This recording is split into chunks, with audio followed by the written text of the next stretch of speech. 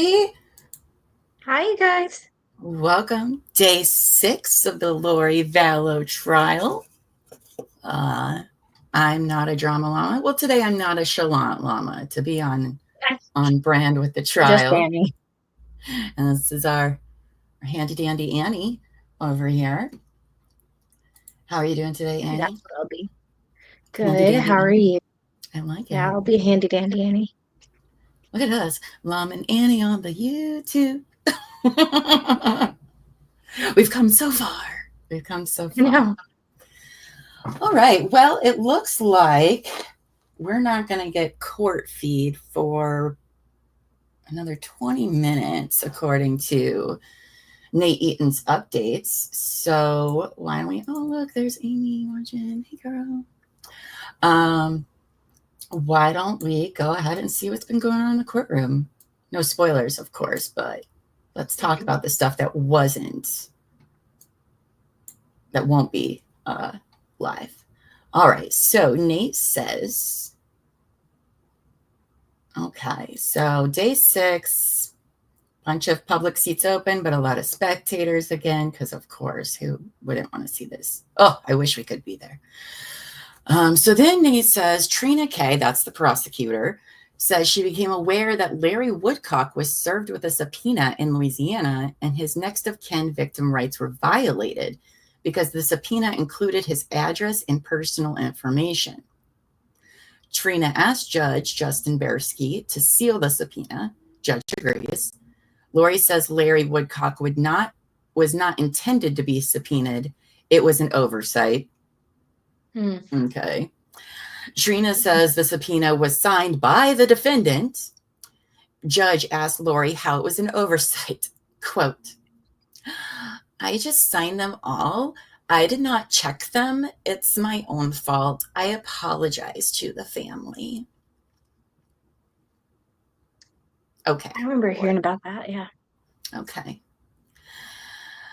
So then the judge asked Lori if she just signed a stack of subpoenas or knows who she even subpoenaed. She says she believes she knows. Judge says for the next trial, Lori needs to pay more attention. Yes, sir, we agree. I definitely agree there. So then the judge tells Lori he is expecting her not to ask the type of questions to law enforcement as to why the investigation took so long or what was happening with the investigation.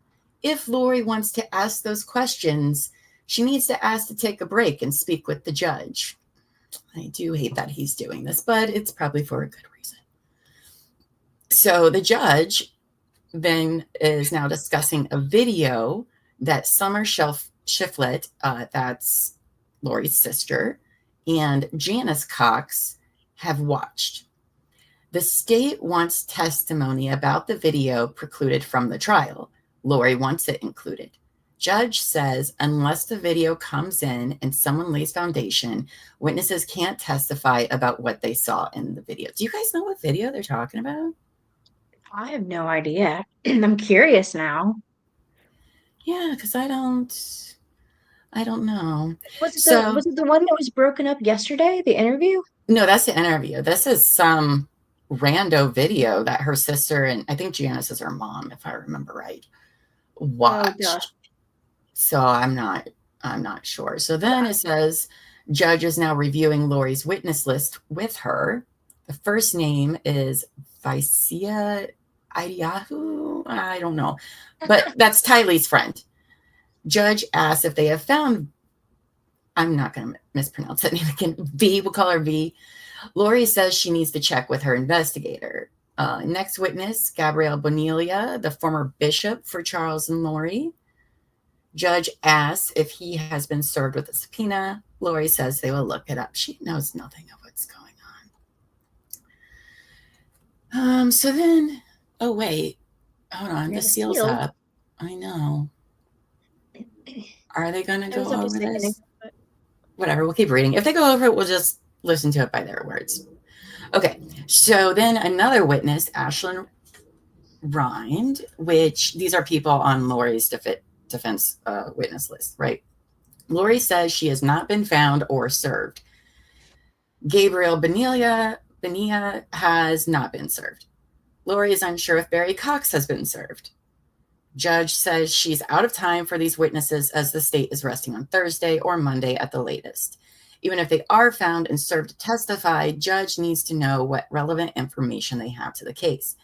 State would need to interview them within the next day or so, but they could still be excluded because it's late.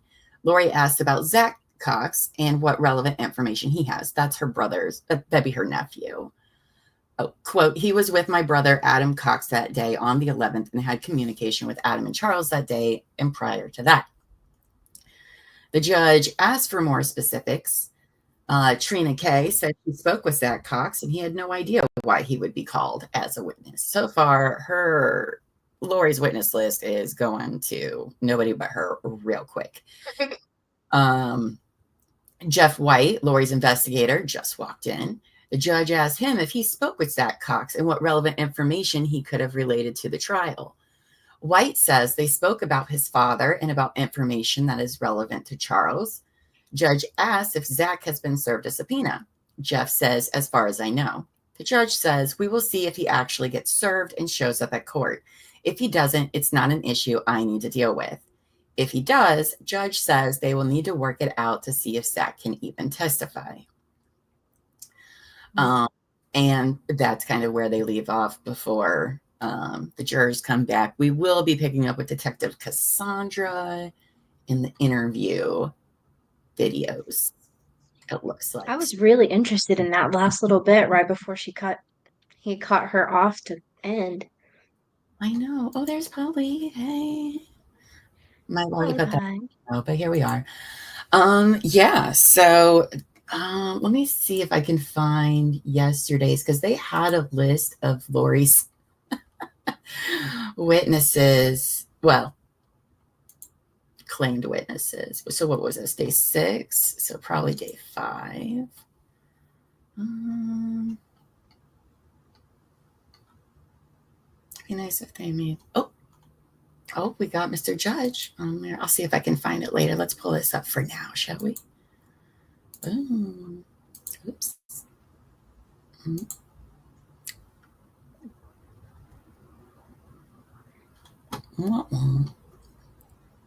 Okay. There we go. He's not saying anything, I promise.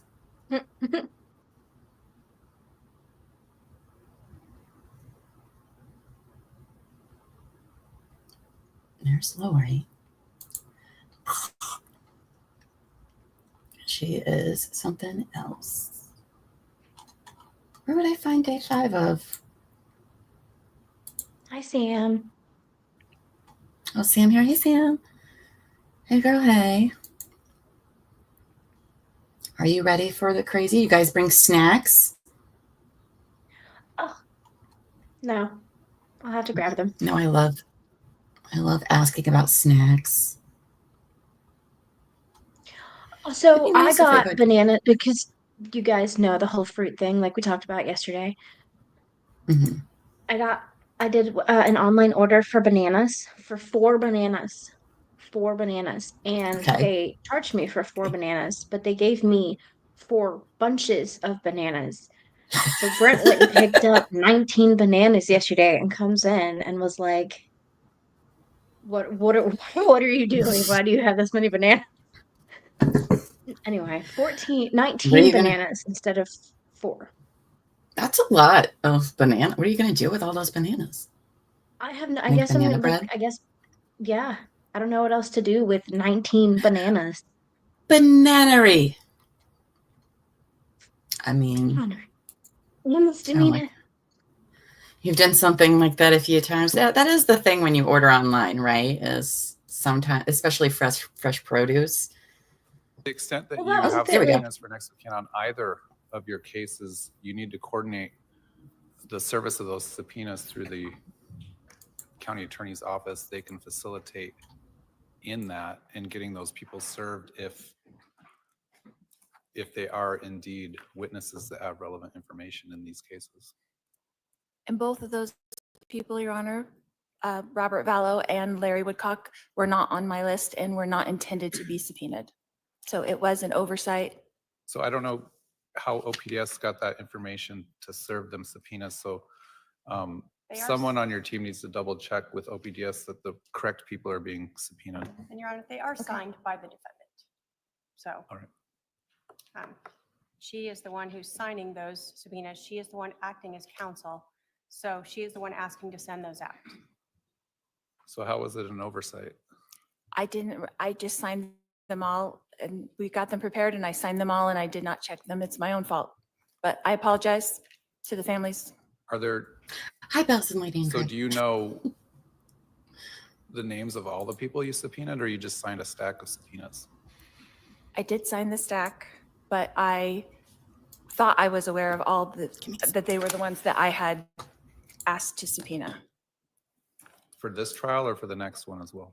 Just for this one, we haven't done our subpoenas yet for the next trial. I'll try. And for the next trial, I need you to be more diligent in what you're signing. And if there is a subpoena for someone who is a next of kin or a victim under the Victim's Bill of Rights, the subpoena that needs to be coordinated through county attorney's office, or is there a victim representative attorney? I haven't had one yet.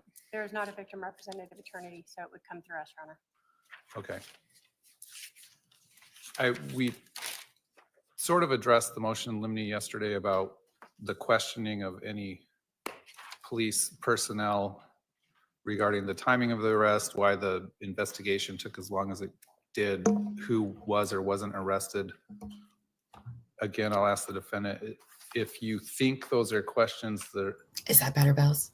you need to ask, please ask to take a break first, but otherwise I'm expecting you to not ask those types of questions of any witness.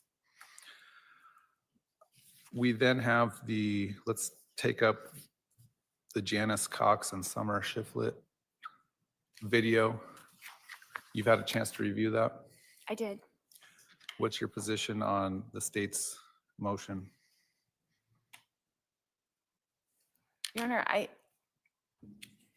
obviously think that it should not be precluded, that it is evidence in fact of why that happened on July 11th, that it happened. So if there had been no bat, there would have been no gun. It was a reason why self-defense was even an issue on that day on July 11th.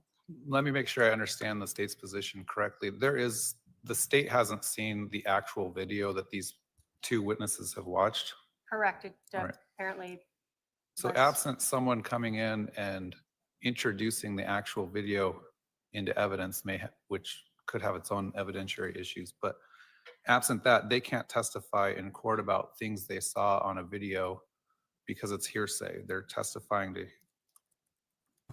things that they observed outside of court, and there's no verification, no way to cross-examine on that.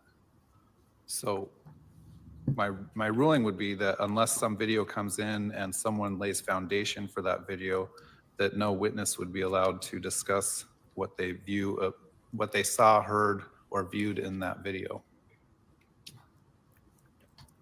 All right. Then we have the state's third motion to preclude defendant's witnesses. Let's discuss. I'm going to ask you again, Ms. Daybell, how do you pronounce the first person's name? Yes. Baisa? Vicia? Vicia? Okay. Has your team or your investigator, anyone been able to locate that person?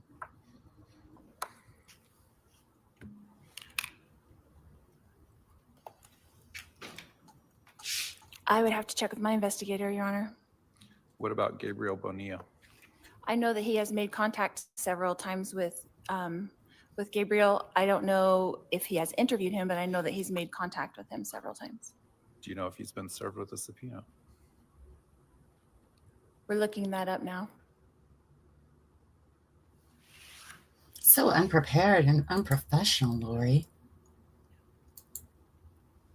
Oh, maybe. She is trying to find Gabriel Bonilla. I don't remember. I think he's no, I don't remember who he was. Hold on.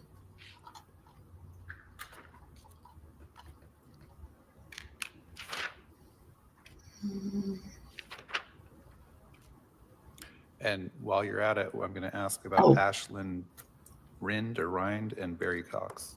Okay. Bonilla is the former bishop for Charles and Lori.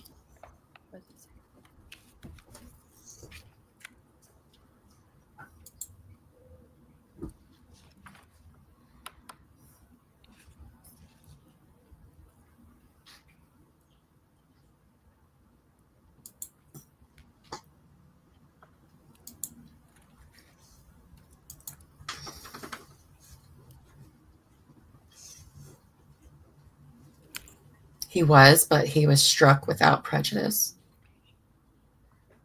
as was. So it looks like that Ashlyn Rind was not served or found, that Gabe Bonilla, OPDS, several times tried to serve that subpoena and it has not been served. And I'm not sure on the Barry Cox. All right. Well, as was indicated by the state yesterday, they may be resting their case in chief sometime Thursday, at the latest Monday. So you're kind of out of time on producing these witnesses for interview.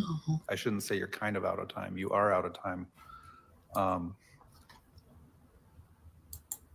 don't know that I need to effectively preclude them because you haven't been able to serve them or get them to appear, in which case they wouldn't be called as witnesses. In the event that they are served or surfaced, we'd still need to have a discussion of whether they have any relevant information and whether they should still be precluded because of the late disclosure of what that testimony might be. So unless they're produced to the state for an interview here within the next day or two, they would be effectively precluded. Even if they are produced for an interview, they still could be precluded. Zachary Cox, let's talk about Zachary Cox. Has he been subpoenaed? The state has interviewed that witness apparently, but based on their motion, they don't believe he has any relevant information to offer for this trial. Do you believe he has relevant information to offer? I do, Your Honor. And what is that? He was with my brother, Adam Cox, that day on the 11th and was in communication with Adam and Charles during that day and prior to that day. At Granger, we have over 1 million products. I'm so sorry for how they cut the feed anyway. So, oh wait, they're back now. Wow. He would be able to testify about what Adam already testified to, verify it or unverify it. What specifically? About what their itinerary was during that day and the day before and the following day.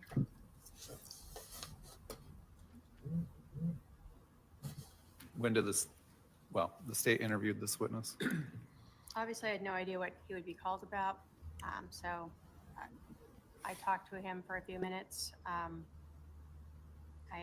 Did he have any idea what he would be called about? No.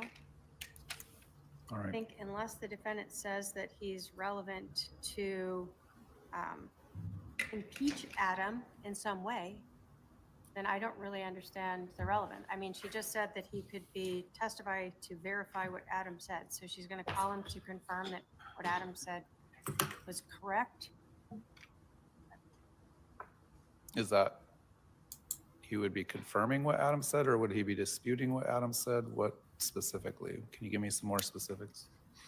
From his interview with my investigator, he would be disputing what Adam said.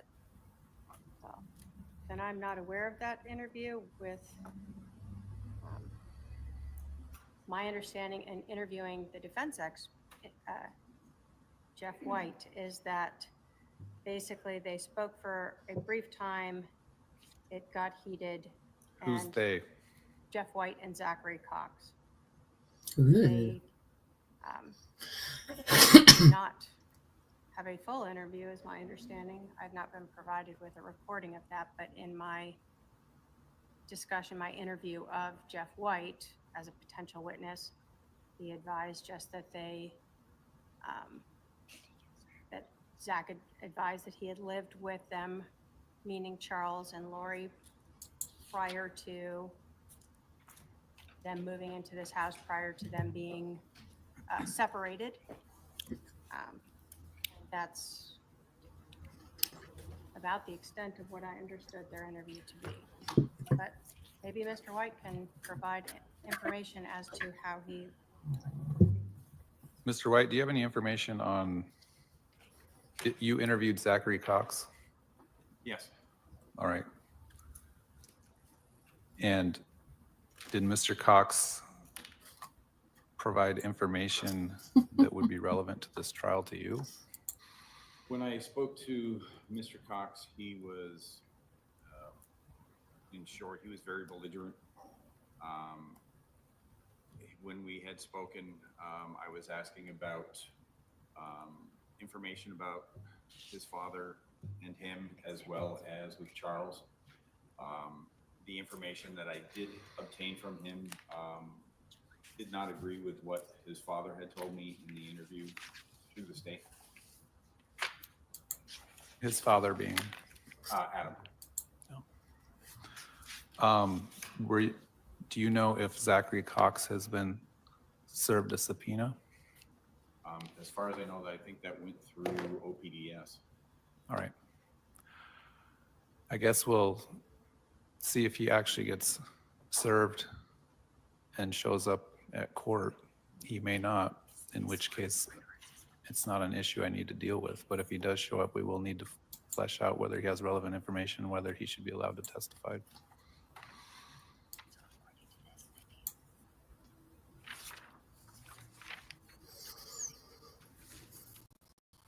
All right, who's the state going to be calling today? Your Honor, the state, obviously, we still have a witness on the stand. Then, as I advised, we'll be calling Ariel Werther. And then we would call Detective Duncan. So Okay. we may finish tomorrow, Your Honor. Okay. My staff just signaled me that the last juror did just show up. Okay, we'll bring the jury in. Let's have that witness come back up. Okay.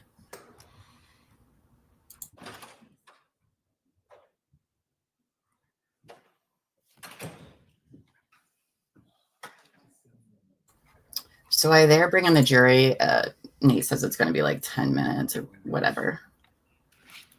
Oh, we got hot mics. Okay, they cut the feed. So here is the witness list. Lori's. Okay.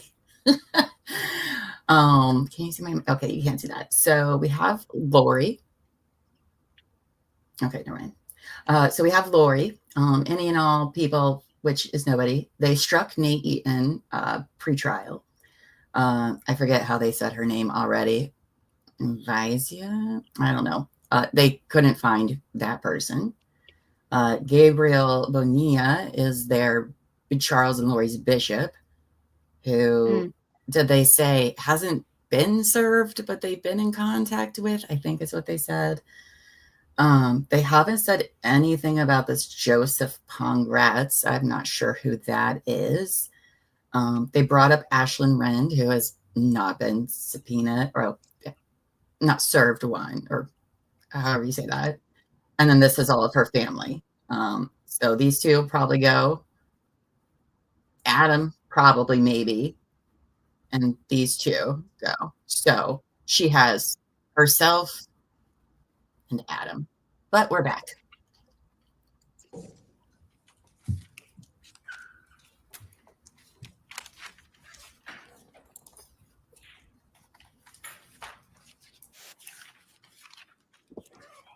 Go ahead and resume your cross.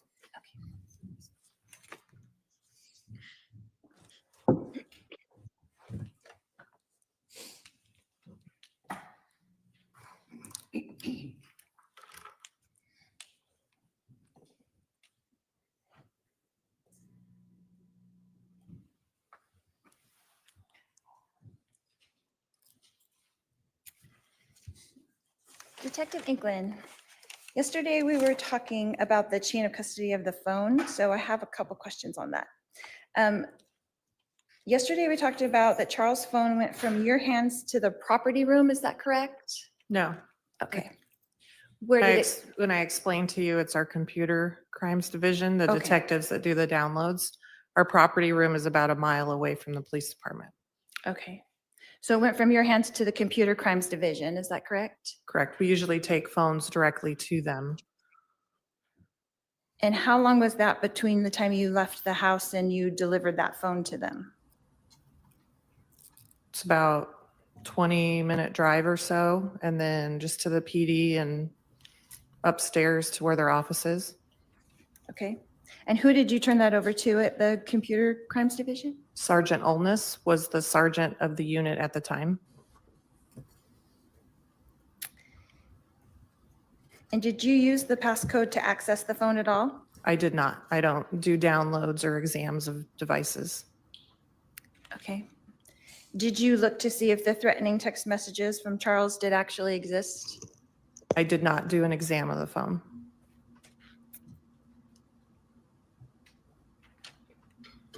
Yesterday, we watched the clip of my interview with you, and we discussed the threatening text messages. Is that correct? Correct. You told me about them.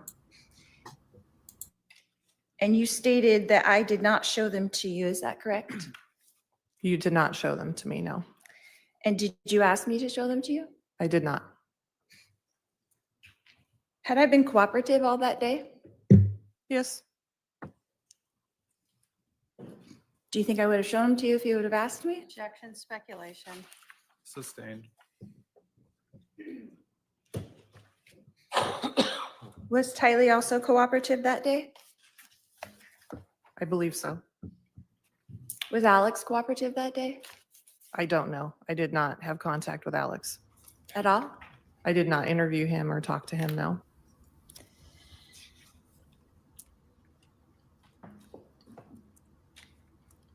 Did I, in fact, inform you during that interview that I would have to show you them to explain them?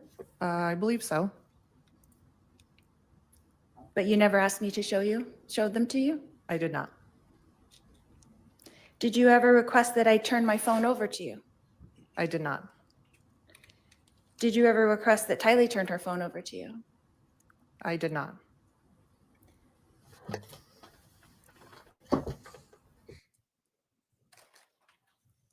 In the course of your investigation, did you ever, in fact, see those threatening messages from Charles to me? I did not. I did not look at any of the downloads of any of the phones. Or in the reports or anything? No, You never came across those? I did not review those reports or do any of the downloads of any of the phones. You didn't review any of Detective Duncan's reports? No, None of Detective Moffitt's reports? no, Okay. Were you aware of the reason why I had two phones at the time? I was not. Did you ask me? No, I wasn't aware you had two phones. In the course of your investigation, did you ever learn that Charles had stolen my phone, so I had to replace it? Object to testifying and move to strike. Sustained. Your Honor, it's all part of the investigation. You want to object again? Sustained its testimony. The former. He sustained it, doesn't matter.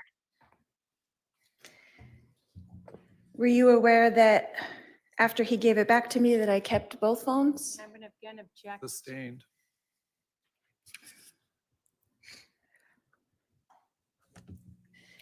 Detective, in the course of your investigation, did you learn that Charles had a $2 million life insurance policy on me? I knew there was a life insurance policy. I don't know the amount. Did you ever see it in any of the reports or?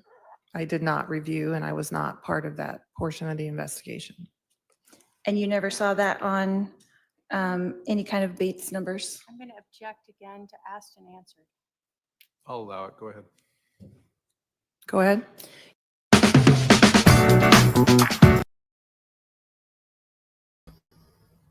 Oh boy. Sorry, how loud that is. Welcome back. Thank you. I had to go get a blanket. It's so cold today, you guys.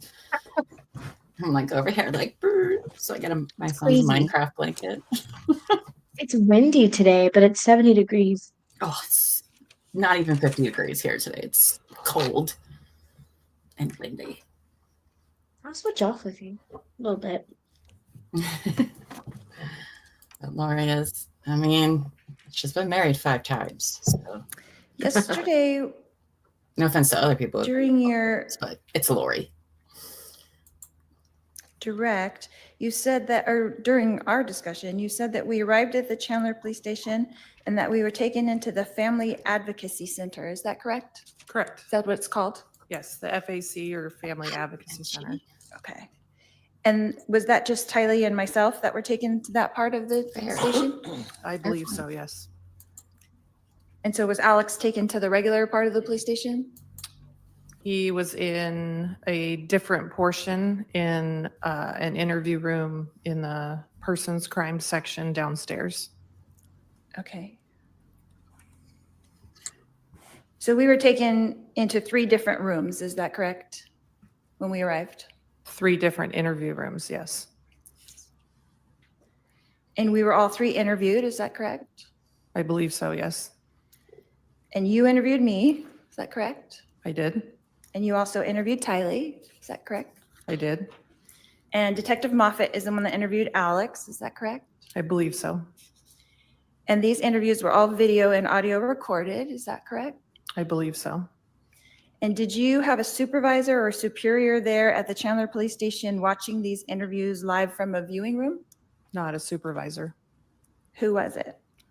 There was a detective in sex crimes that was monitoring the interviews in the Family Advocacy Center. It's kind of standard, particularly the fact that Tylee was alone in the interview room at some point. So she was monitoring both interviews, and I don't know if there was anybody monitoring Detective Moffat's interview because I was not a part of that. Okay. And what was her name? Detective what? Ashley Nolan. And then you said that you had, so you didn't go in and monitor during the interview with Detective Moffat and Alex? You didn't watch that one? No, it was going on at the same time. I couldn't interview you and Tylee and monitor at the same time. And then that means that Detective Duncan wasn't monitoring yours either at the same time, correct? I don't know what Detective Duncan was doing. I meant Detective Moffat, I'm sorry. Oh, I don't know. I believe he was talking to Alex, but.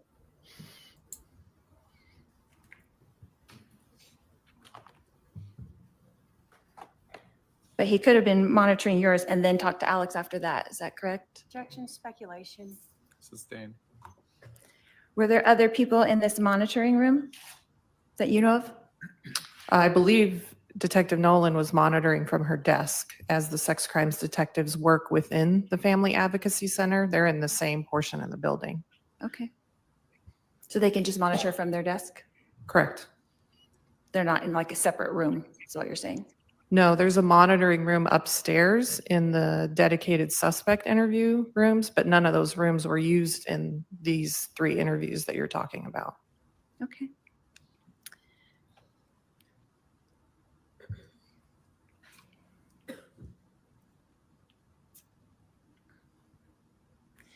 And after these interviews were complete, who decided to send us home?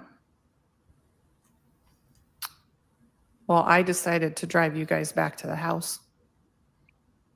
And who gave you authorization to release us, I guess? Me? You didn't have to talk to a superior for that? No. And what about Alex? Who released him? That would be Detective Moffat was involved with his interview. I was not. So did you and Detective Moffat have a discussion on what to do next after our interviews were complete?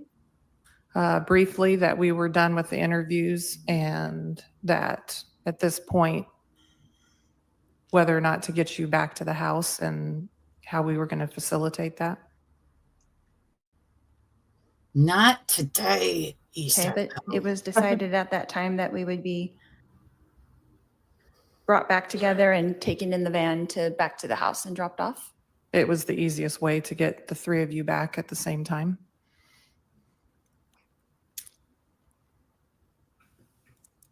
Are you aware of the press release that was issued by Chandler Police Department later that day? I am not. You never read it?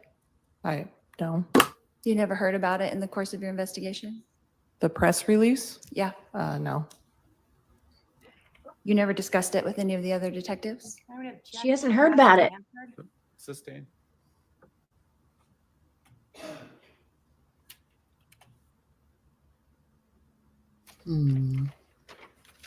It's gonna taunt you today. It is. It is.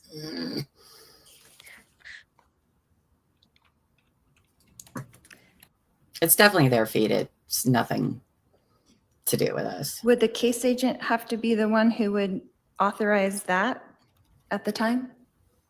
It depends. As a case agent, we would like to have input or influence on what a press release is or states, but occasionally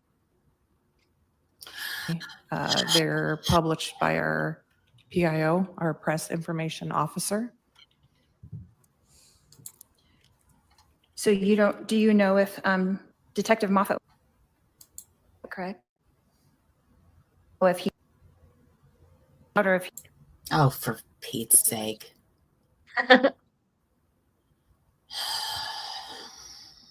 you know if Objection, she doesn't Uh-oh. know about this. Oh, Do you know? I have no idea. I don't remember the question. Detective Inkland,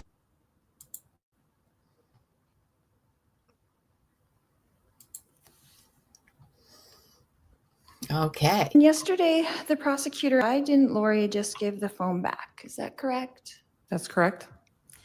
Did you learn in your investigation that the entire altercation only lasted?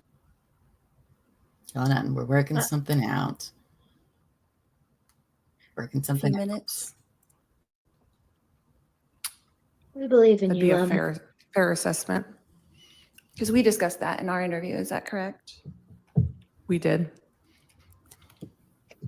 So from the time Tyler came out with the bat and I ran outside is maybe less than 2 minutes. We discussed that. Is that correct? We need all the snacks, Buffy. We discussed that it probably happened in a short amount of time. I don't think we gave a specific time amount to what happened, but that it happened in a relatively short amount of time. We didn't say that was like 1 to 2 minutes. Like That was our discussion, yes. that was our discussion. Okay. So we would not have been arguing for a very long time. Is that correct? I think it's relative as to how long you've been arguing or how long the altercation took. Detective, in the course of your investigation, did you learn that JJ was outside in the car? I did.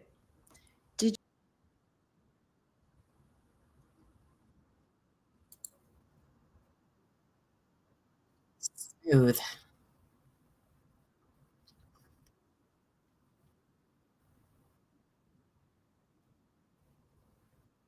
Oh.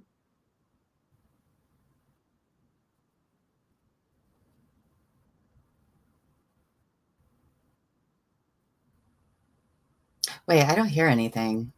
There's no audio. Oh, there's no audio. I thought I went to was hearing check. it because I had the other one up. Oh, uno momento, please. I thought it was me, so I hadn't said anything because I was trying to see if I muted. No, I was just so like, oh, we're doing just fine. And then I realized I had the other one playing. I was like, that's weird that they like are on sync. Like I'm not hearing two different ones. I am so pretty. Things are falling. We're fine. We are fine. I haven't even opened my Red Bull yet, you guys.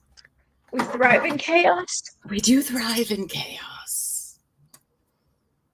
Hold on. We're working on the I stole that. sounds. We are professionals.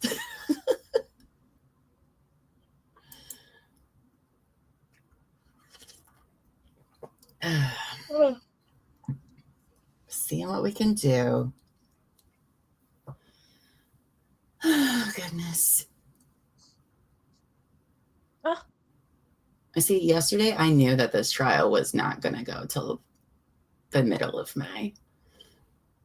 Oh, This yeah. is going to go to the jury by next Thursday. Bet.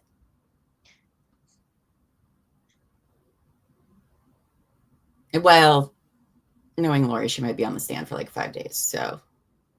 Oh, I'm so excited. I can't wait. I know, right? Un momento, please.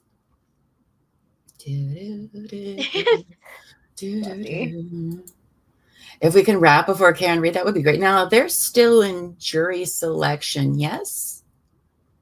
Is there an estimated start date? I'm not in the Karen Reed loop here. Buffy, how long do they think that one's supposed to go? I think the last one was like 2 months, something like that. Buffy's gonna hop in and be your co-host for Karen Reed. To Karen Reed, 6 to 8 weeks, Buffy says. That sounds about right. I think it was like 2 months last year, so that tracks. I mean, maybe we might do Karen Reed. I didn't watch any of the first trial, so I didn't either. I'm pretty unswayed. I have zero opinions really when it comes to Karen Reed, so maybe we might do that. Be there. We still For need the majority 2 of more it. jurors. Okay, jurors. Did you hear how I just said that? That was weird. Jurors. So, I promise I'm still just on the coffee, not the wine. I have 6 more weeks, so I could be there for the majority. Right, there you go. I'm still not hearing that, Amos.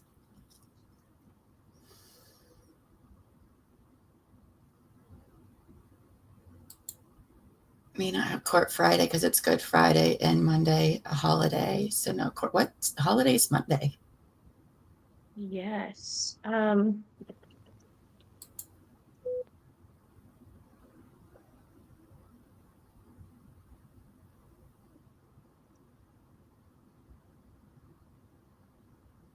is today? Tuesday? Today is Tuesday. Mm-hmm. Oh, There's well, no court Friday or Monday, so is that Patriot Day? Okay, so it's a state thing. Okay. Easter Monday.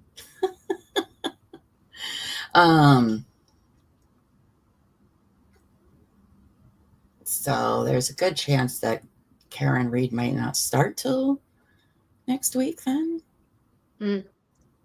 Or is this jury sequestered? Just curious. It feels like a case where the jury would be sequestered. No. Nope, they're not. For trial number 2? Okay. Okay. That seems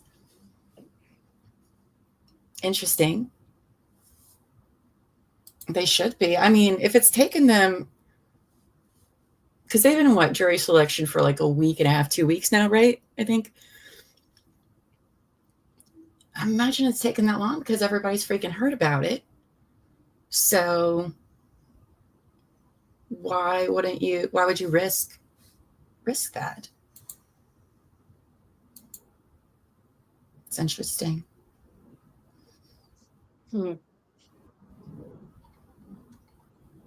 Okay.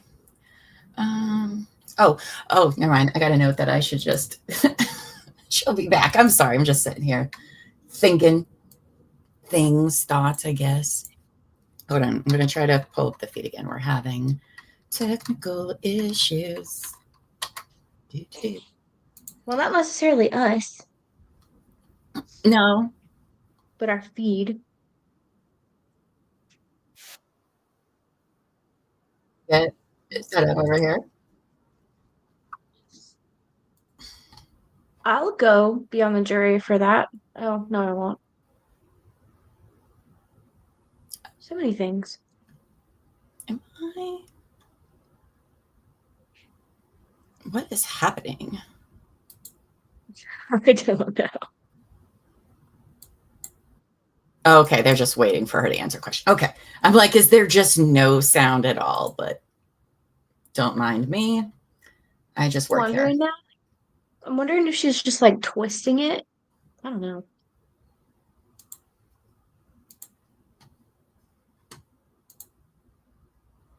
Okay. Yeah, but there we go. Literally nobody is saying anything. Okay. I rewound it. There were words. I think they're pausing for a moment. You would be struck for being so pregos. ooh. I don't know. I'll think about it.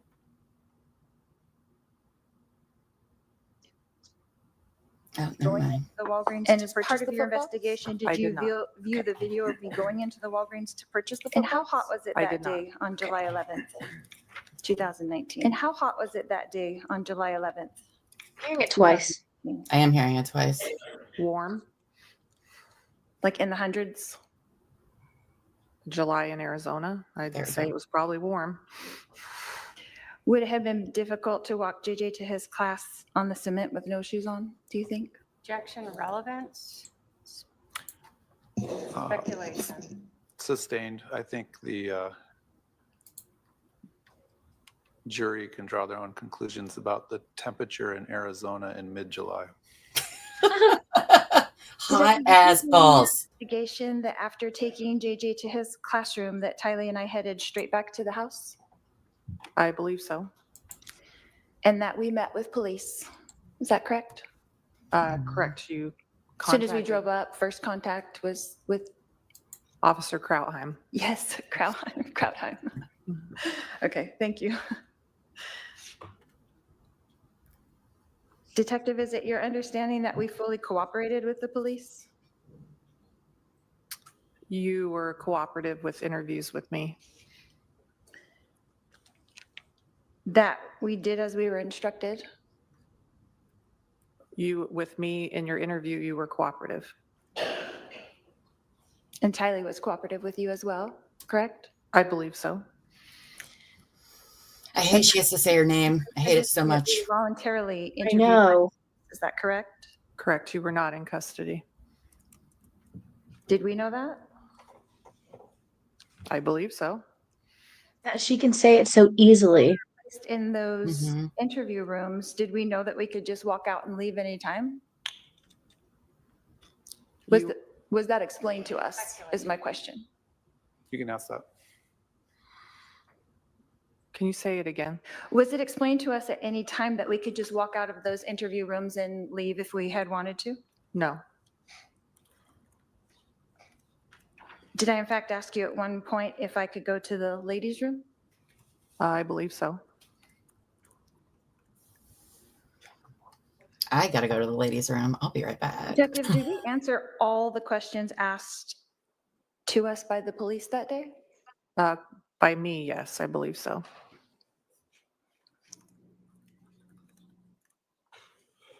And we were dropped off at home by the police, is that correct? Correct. I drove you back to the house. And we were given no further instructions, is that correct? Just that we would be in touch with you at the conclusion of the search warrant.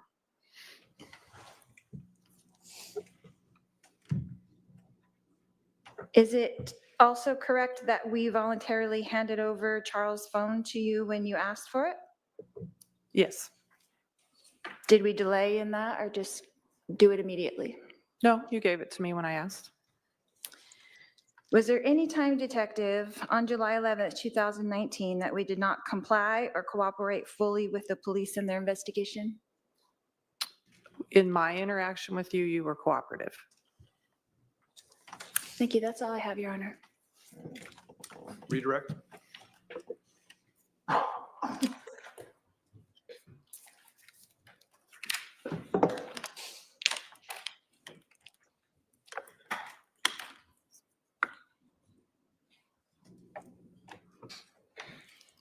I'm going to start with when you first arrived on scene. You were asked a lot yesterday when you first noticed the defendant. Were you standing there at the house just waiting and watching to see what cars would arrive? No, So when you first noticed the defendant you just happened to glance over and see another officer speaking with her? correct. You were asked a lot about her demeanor that day, both when you first interacted with her, taking her over to the van, correct? Correct. Did Lori Vallow's behavior stand out to you? It did. Why?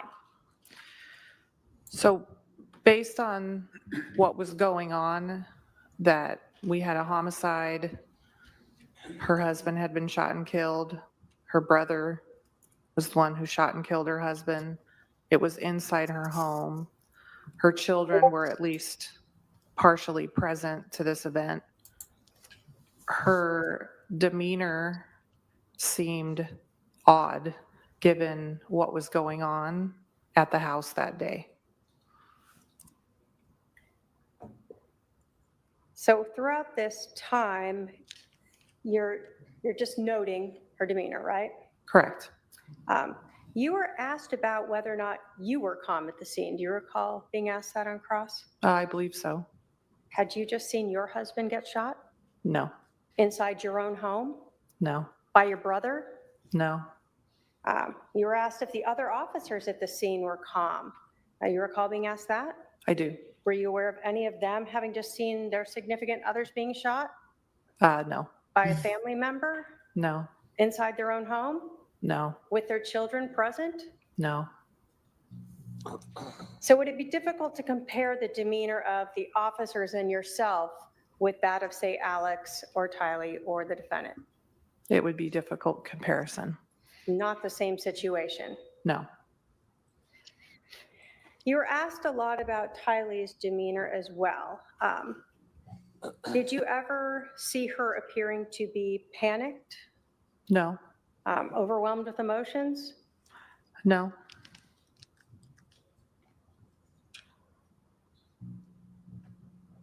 Was there anything about her demeanor or your interactions with her that made you feel she needed any type of medical treatment or medication or anything? No,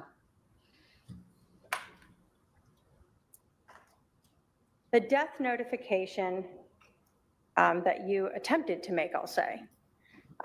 So to understand this, we're both Lori Vallow and Tylee inside the van. they were inside the CR 288 van. Okay. Can you describe for us what this van looks like? Is it like a minivan? What is it? No, it's a larger, like 10 or 12 passenger vans, big, full size. So the doors open from the side to get into, I think there's like 3 rows of seating. And they use the van to bring services out, but also to transport people, and they have car seats and things like that. Okay.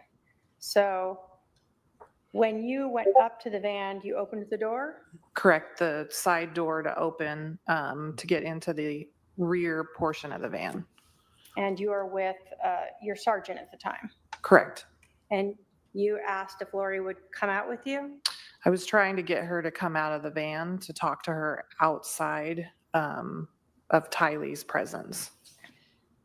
Why did you want to do that? I felt it was more appropriate if I was about to tell somebody that a family member died to deliver it to her. And then typically what we'll try to do is kind of formulate a plan as to how we're going to tell children as to what happened. Like a reasonable person. Did Lori Vallow tell you something? She did. What did she tell you? She said that she already knew because she was there. And this was not what you were expecting to hear. It was not. You were expecting that she had no idea. Correct. That she rolled back up to this house and sees her brother out there but doesn't know what's going on. Correct. After you learned that she was there, did you now feel like you wanted to ask her what happened? Correct. We wanted to, at that point, transition to not just like a death notification and contacting her, but now we're potentially looking at doing witness interviews. Did you advise her that you wanted to take her to the station to interview her? I did. Did you advise her you wanted to interview her daughter? I did. And did you in fact ask her to come with you in a different vehicle? I did. She agreed to do that? She did. Now, how old was Tylee? 16 or 17? And she was put in a separate room than her mom. Why? So when you're going to do witness interviews or any interviews, you want to do the interviews separately. You don't want to interview people together. Obviously, even best case scenario, there's going to be some influence. So you want a good recount or statement from somebody that's their own statement. It's what they saw, heard, felt, not influenced by anybody else in the room or participating in like a group interview. Were you aware when you were conducting this interview with Lori and with Tylee of the amount of time that had occurred from when she had left the house to when 911 was called to when she was eventually interviewed? Generally, not specific, but I knew the general time. Initially at the scene, was there a misunderstanding? Well, let me ask you. When you arrived at the scene that morning, did you understand that when the 911 call came in is when the shooting occurred? I think that was believed or assumed at the time we got to the scene. Okay. And was that still your mindset when you were interviewing initially Lori Vallow? Correct. So when you started to interview her, you assumed that when that 911 call came in, the shooting had occurred just prior to that? Correct.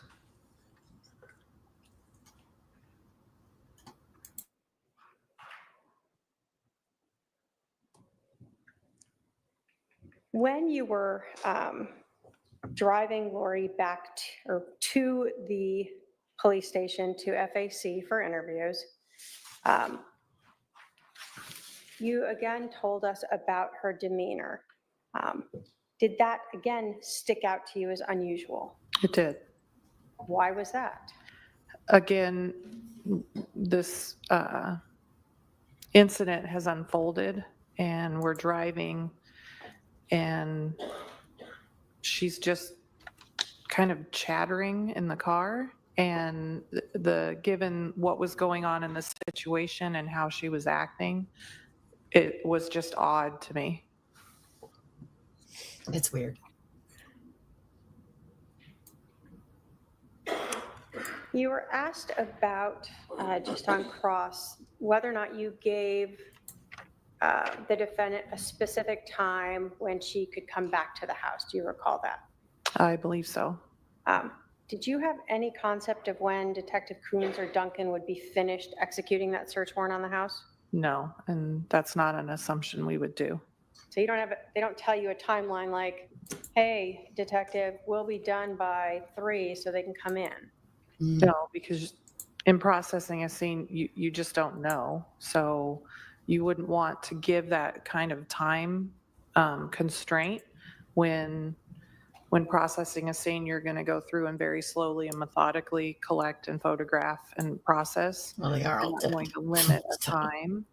We typically try to give them an idea, maybe most of the night, several hours, but I wouldn't tell them a specific time to come back.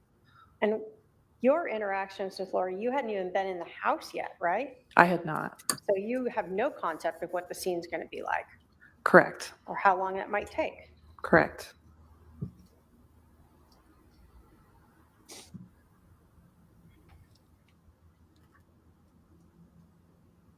When you were interviewing the defendant, is it normal for you to offer drinks to people when they're being interviewed? Absolutely.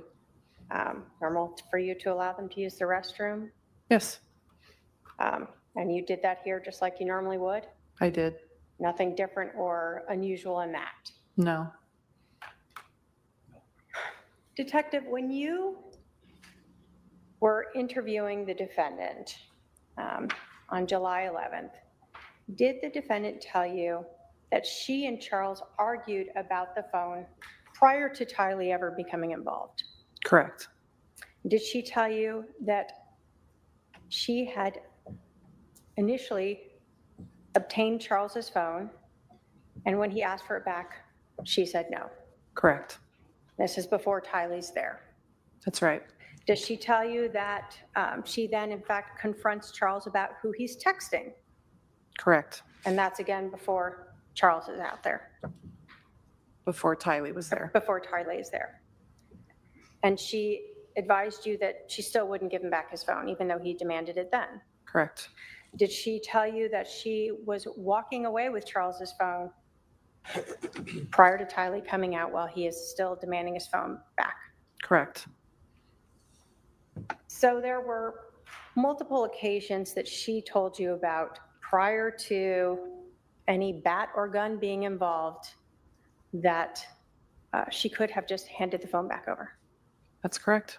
and she did not. That's correct.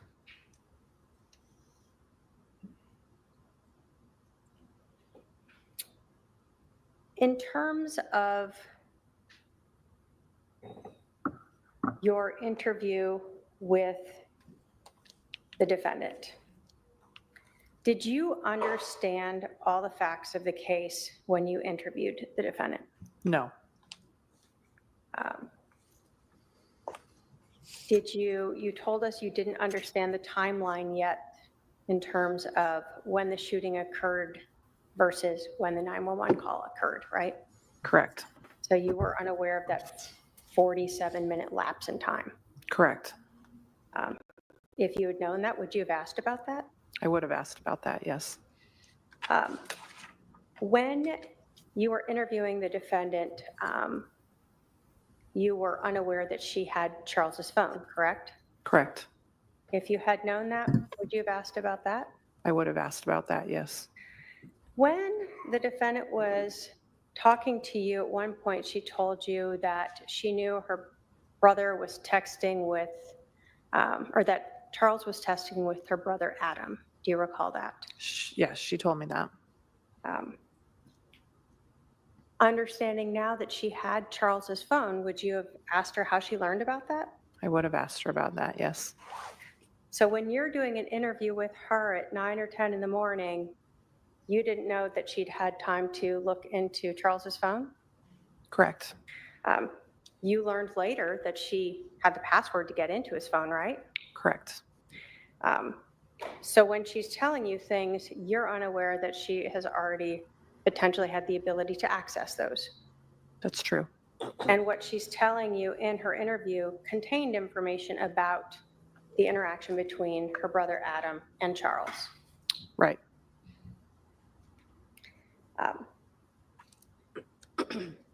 When you interviewed the defendant, were you aware of the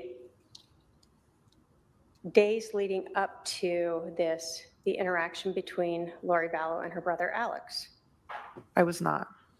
You weren't privy to things like iCloud accounts before you interviewed her? No. You weren't privy to downloaded cell phones before you interviewed her? I was not. You hadn't even been inside the house before you interviewed her? Correct. If you had been privy to all of the information in this case, would you have interviewed her differently? I would have. Yeah. Would you have questioned her more? Yes. Would you have followed up more? Yes. Would you have asked for her phone then? Yes.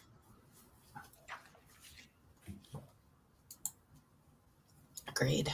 When you interviewed Lori Vallow, at that time, were you just going off of what she said because you didn't know the rest of the facts Correct. It was an initial interview. to see what she had to tell you? Correct.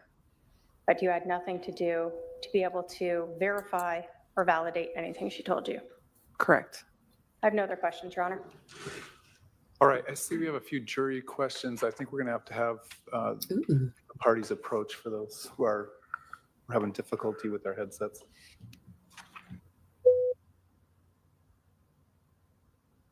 Okay, well, while we wait for there, Buffy, has brought up some interesting points that she feels so far they haven't really proved much of the conspiracy yet, which I do agree.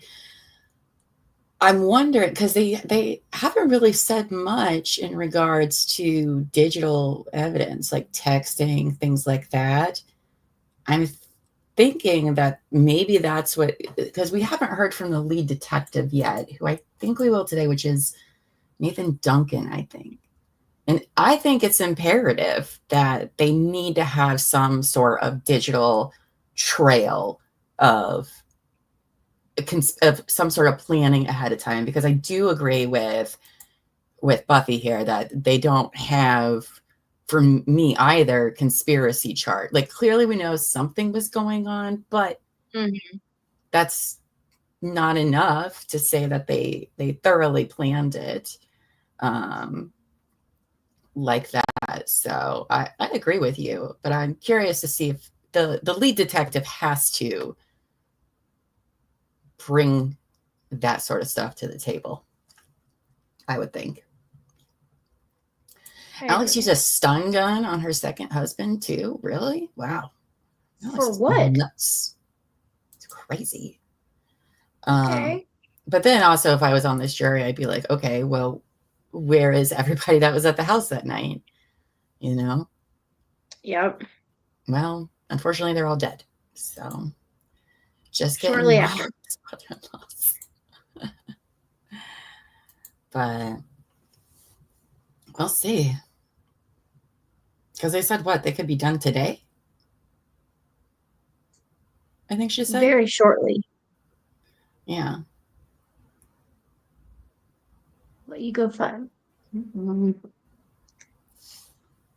Holly's going to show up with receipts. And that's what she said. Okay. Oh, Amy says tomorrow. You need to calm down. Why are we yelling, Amy? I'm just kidding. No caps, please. In the chat. Yeah, I think she said it was like, could be today or tomorrow. Which I guess if they're not playing the full, you know, interview videos, then what I got here? Polly just sent me something about this. Hold on, let's pull it up and see. Oh, thanks, Polly. Let's see what this says. We got Lori Vallow's brother threatened to kill her third husband in Texas, who is Tylee's dad, and died. Good grief. Apparently of heart issues, but anyway, let's read what this says. When was this? This is from January 13th, 2020. Oh, so this is before. This was written before they found JJ Tyler. They didn't know what the hell was going on. So, okay. It says it's now been 6 weeks since authorities say a mother who moved her kids from Arizona to Idaho lied about the children's whereabouts and refused to cooperate. Yes, we know that. Now we're learning more about Lori's brother, Alex Cox, who is now dead, but not before shooting and killing her fourth husband in self-defense last summer. And that's not the only incident he was reportedly involved in with Lori's ex-husband. Fox 10 obtained an affidavit for the arrest warrant issued for Alex Cox from 2007 in Travis County, Texas. The court documents reveal Lori's brother Alex was accused of threatening to kill her ex-husband. Oh, I do remember it. I do remember this because she accused him of doing. Ever searched? I do not believe so, but I'm not certain. All right. Question form number 12. If I think so too. If the defendant and her daughter were interviewed as witnesses, why were they left with a victim advocate? In other words, were they considered victims or witnesses? So our victim services section, I introduced Lori to them specifically because there are civilian employees that work within our police department that can help families with death investigations. for the issues that come up afterwards and kind of navigating that process. So although they might not be classified under like state law as victims, our victim services section will often help our families with like specific crisis type events and navigating that process. So we use them quite a bit in our death investigations. All right, on question form number 13, did Lori express concerns about police talking with Tylee at the time of the interview? She did not. Does law enforcement have to advise interviewees they are being audio and or video recorded? They do not. There is no expectation of privacy within a police station. All right, are there any further juror questions at this time? Not seeing any. Would the defendant like to follow up on those juror questions? No, Your Honor. State. Just briefly, with regards to introducing Lori entirely to your victim services, I think so. were you trying to provide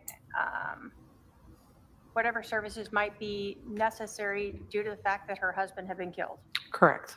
And what you assumed at that point was Tylee's dad or stepdad had been killed? Correct.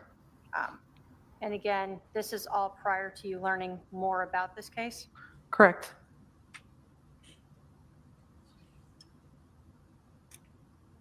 No other questions, Your Honor. All right, you can step down. The state can call its next witness.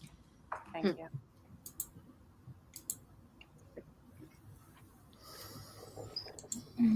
So they haven't been releasing witnesses.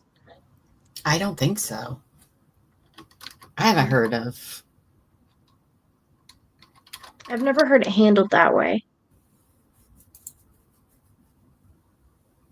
I haven't heard them asking, both sides if they're planning on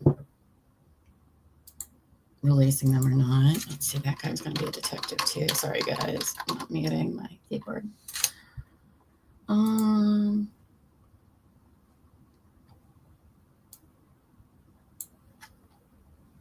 Let's see. Judge. There are some technical issues. Judge sending jury out for short break. Oh, they're going to be taking a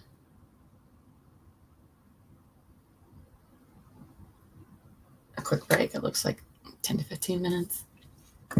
So.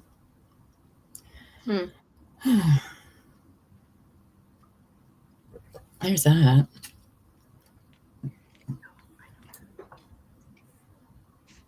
Did I hear whispering or was that you? I think it was you.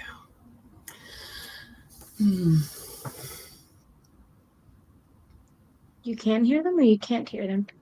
I thought I could, but I couldn't. Oh. I was listening real hard. I know, me too. I think I might have heard a whisper. I guess so, Buff. There'll be a PowerPoint that he's going to do. Oh, okay. All right, sir, come on up. Ooh, a PowerPoint. How riveting. Ooh, PowerPoint could mean text messages and stuff. But are we going to get to see them? Are they going to show them? Oh, they better. For the testimony you're about to give will be the truth, the whole truth, and nothing but the truth, so help you God. I do. All right, have a seat. Possibly, hopefully.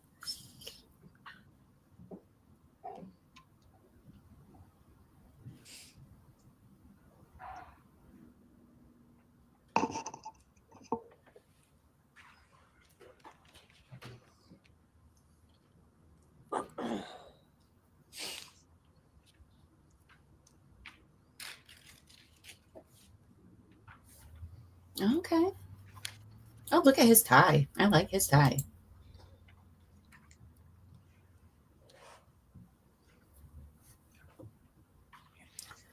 Because it's Good Friday. Oh, somehow my comments went all the way up to the beginning. I was like, what? What are they talking about? He is dapper. It's 2 Ps. You're right. FYI, Karen Reed jury has been seated. Opening statements next Tuesday. Excellent. Thank you for the update, Kelly P.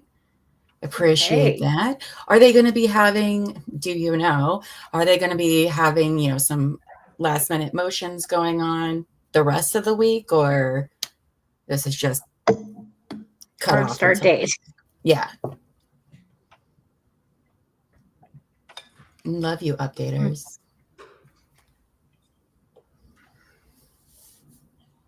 How many alternates do they have? I hope they have quite a few. At least like 6. If they're not sequestering them and it's supposed to be 2 months. Jeez. More motions this week. Okay. They have to be, because there's still a lot of motions. Okay. So there is stuff going. I do need to give the court reporter a break soon. Should we just do that now? This might be a good time, Your Honor, just so I can get this set up. And All right. He's like, great. I just walked all the way up here. Thanks. I was gonna say. Really, Judge? All right. Well, while they're doing that, Karen Reed experts. I know, right? You guys are so useful. I love you all. All right. Well, let's move us back this way so people can see our beautiful faces more. Let's go back and let's just finish reading this article real quick. From 2020. Okay. So where do we leave off? And then we can talk about Karen Reed if you guys want to. That's totally fine. Whatever you guys want to do. So let me finish this article though. So Fox 10 obtained an affidavit for the arrest warrant issued from Alex Cox from 2007 in Travis County, Texas. The court documents reveal that Lori's brother Alex was accused of threatening to kill her ex-husband. The second incident was at a child custody exchange in Texas, according to court documents. In 2007, Lori and her ex-husband, Joseph Ryan, were exchanging their daughter, Tylee, when Alex followed Joseph into the parking lot wanting to talk. Alex thinks he's just such a fucking tough guy. Ugh. Anyway, there he allegedly shocked him with a stun gun and threatened to kill him. Joseph was able to escape.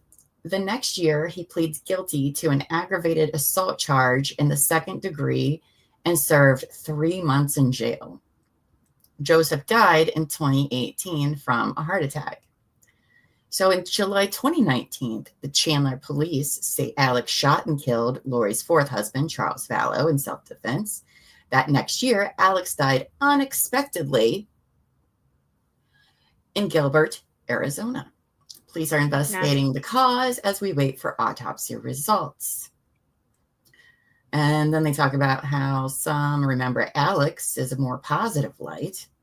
He is seen on YouTube video doing Looney Tune impressions. What?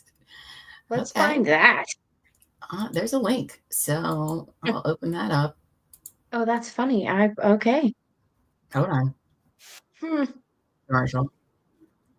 I'm not doing impressions for anybody. Oh, I got it.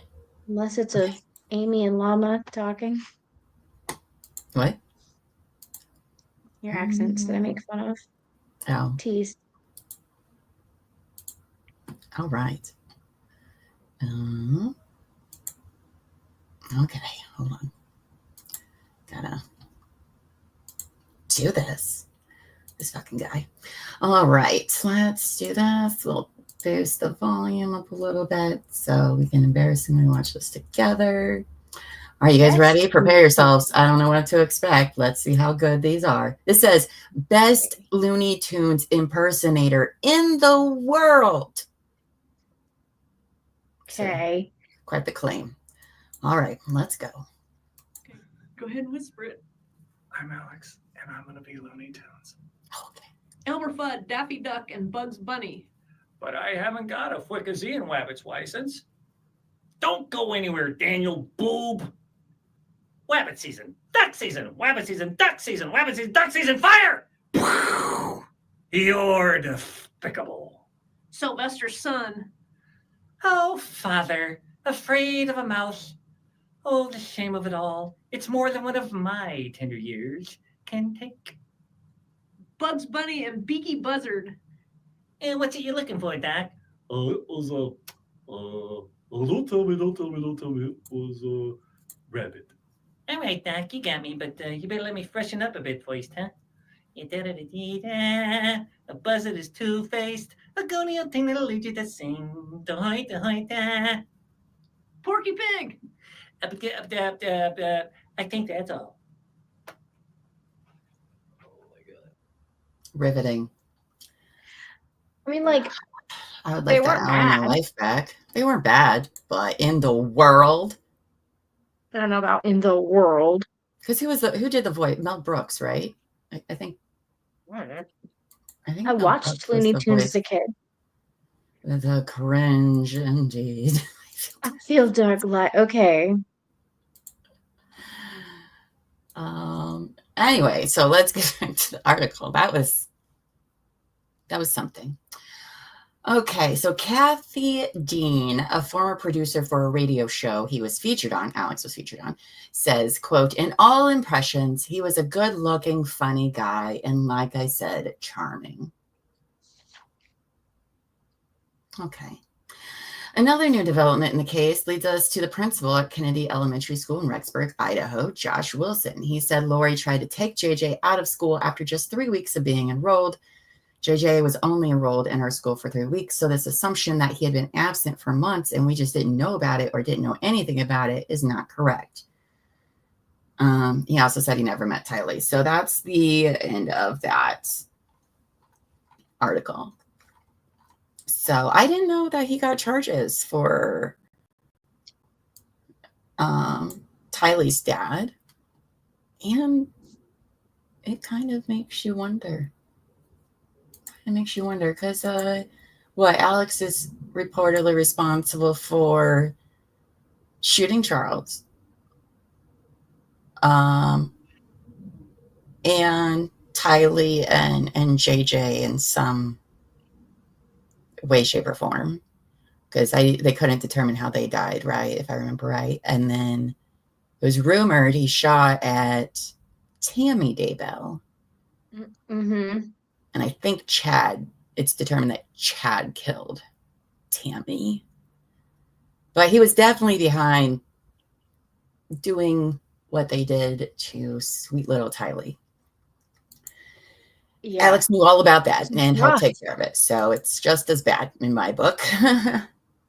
So it was. Oh, breaks my heart. I looked up refreshers of everything this morning, but oh, did you?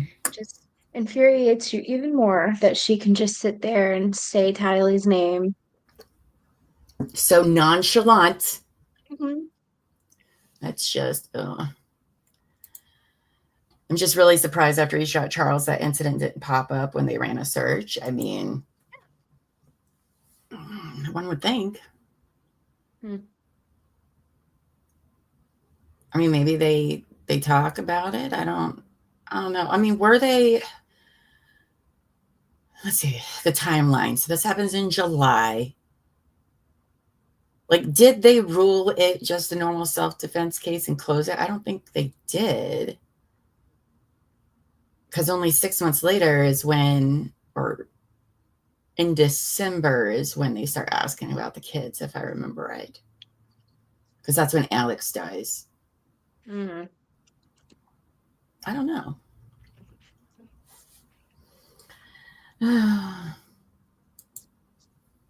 Oh my gosh, can I tell you guys about my new favorite subreddit? It's called Whybrows. Yes. And I'm not going to put it up here because we probably shouldn't laugh and make fun of people on YouTube, but you can do it in private like I do. It's if you're feeling bad about yourself, right? Just go on r/Whybrows and then you'll be like, you know what? I have some of this together.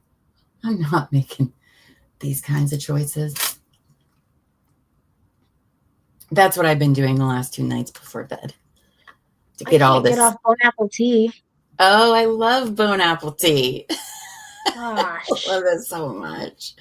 What do you got So I here? heard you say that before, but I Okay. didn't know that it was an actual like that phrase itself was used to In that reference? identify, you know. I just thought you were saying it funny because, you know, Oh. people say it funny. Nope. Some people think bone apple tea. Oh, I love that. I love it. What else do we have coming up?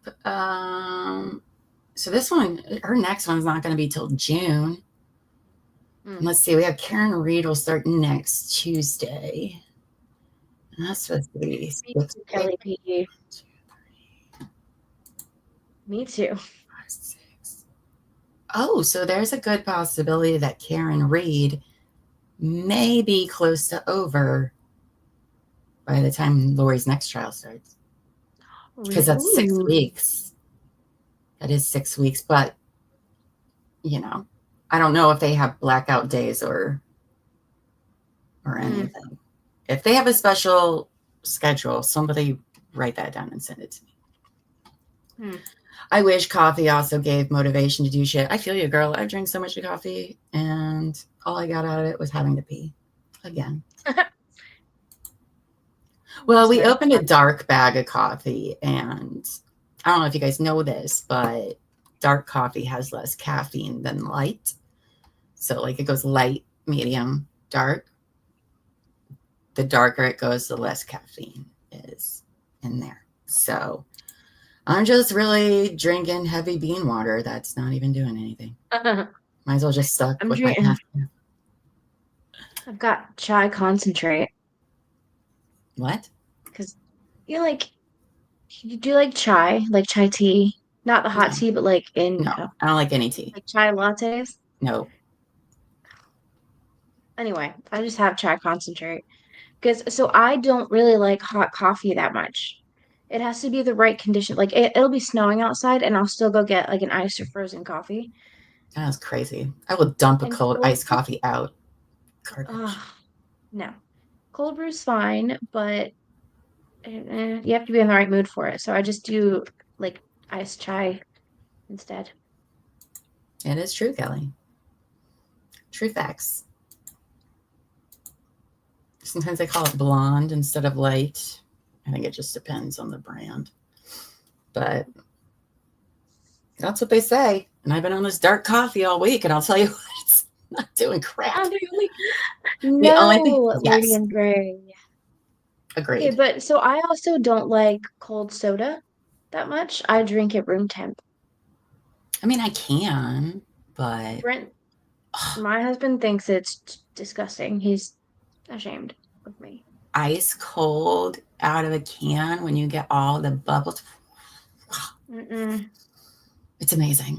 Or when it gets like a little slushy, like if you put it back. We once had these Sprites or Sprite or 7-Up that we forgot about in our fridge, and they were like all the way in the back. And then we opened it, it was like a slushy kind of, it's the best can of pop I've ever had. It was amazing. Hey. I don't know if we can recreate that. I think it was the Sprite cranberry too. That only comes out around Thanksgiving for some stupid reason. It's Elbow-Feet's favorite. I don't like cranberries that much. It's pretty good. I don't think it's as good as it used to be. I think my conspiracy brain says they changed the formula. Your conspiracy brain. So, well, I was going to try to look into Karen Reed and see what we can figure out, but I think there's just so much. Yep. See? Bells knows. She too loves coffee. Is that because the more they the more they roast it, it gets like burnt out, for lack of a better I think so. Because I didn't know that, which is I had no idea. But like the darker it is, the more, sorry guys, but the more you get the coffee poops. At least for me. Yeah. So like you're not even getting that much caffeine and you're just like pooping all day. Like what are we doing? I know why it's an option. Still makes you fall asleep. Yeah, me too. I can too. Like there have been times where it's like 8, 9 o'clock. I'm like, you know what sounds good? A cup of coffee. But they say at night, if you drink a cup of coffee and you fall asleep within like 20 minutes, it's supposed to be like good for you. Like you can do that. There's like a time frame, but like who does that? My husband fell asleep. He drinks it all day though. He'll come home and have some at night. I have noticed now in my older years, meaning this last year, I need to be careful. Older years? My older years. I love Venti Caramel Triple Shot from Starbucks. Oh, guys. How long have you worked for the Chandler Police Department? I've worked for Chandler Police Department since 2008. I did not become a sworn law enforcement officer till 2011. I've worked for them continuously since then. They're the only law enforcement agency I've ever worked for. There we go. Can you tell us sort of the different areas you have worked and where you currently work? So initially from 2008 to 2010, I was a police dispatcher. So if you called 911, I might be the person who answered, or I might be the person sending the officers and keeping track of where they were. And then in 2010, I went to the Arizona Law Enforcement Academy, graduating in 2011 as a sworn officer, returning to Chandler in the capacity as an officer. I worked as a patrol officer until, well, technically 2016, but the last 2 years of that I was assigned as a field training officer, which means that if you were a new officer out of the academy or somebody going back to the road from a specialty, you might ride with me for a while as I reoriented you to how things are done on the road. And then after doing that, I moved to the Special Victims Unit, primarily focused on investigating sex crimes from 2016 to 2020. And in 2020 and until now, I've been assigned to the Robbery Homicide Unit. When you were with the Special Victims Unit, did you ever work with the Robbery Homicide Unit? I did. In fact, from fairly early on, I was aware that this was something that I wanted to do eventually. So I made that known, and particularly working in detectives under the umbrella of persons crimes. You have your sex crimes, family crimes, robbery homicide units, and they all tend to work rather close together. They get to know one another, and I made it known that I had an interest in testing when they had their next opening. So I did that in late 2019 and began my assignment in 2020. So leading up to that, it was something where if I had the opportunity to work with that team, I would do so. Can you talk to us? Have you ever had any type of training in dealing with cell phones and cell phone GPS data? Yes, I've had extensive training, much of it more recently. It's something that I certainly became aware of, and I have an interest in technology and what it can be used for in investigations. And so there were areas that I was aware of, particularly working in the Special Victims Unit. So starting from about 2016 on, it was in 2022 that I took my first 40-hour class on the proper interpretation, of cell phone records specifically that might come from the provider. There's an important distinction between the location data that might be found on one's phone versus the data that a provider stores about our devices that can also be used to infer the location of the device.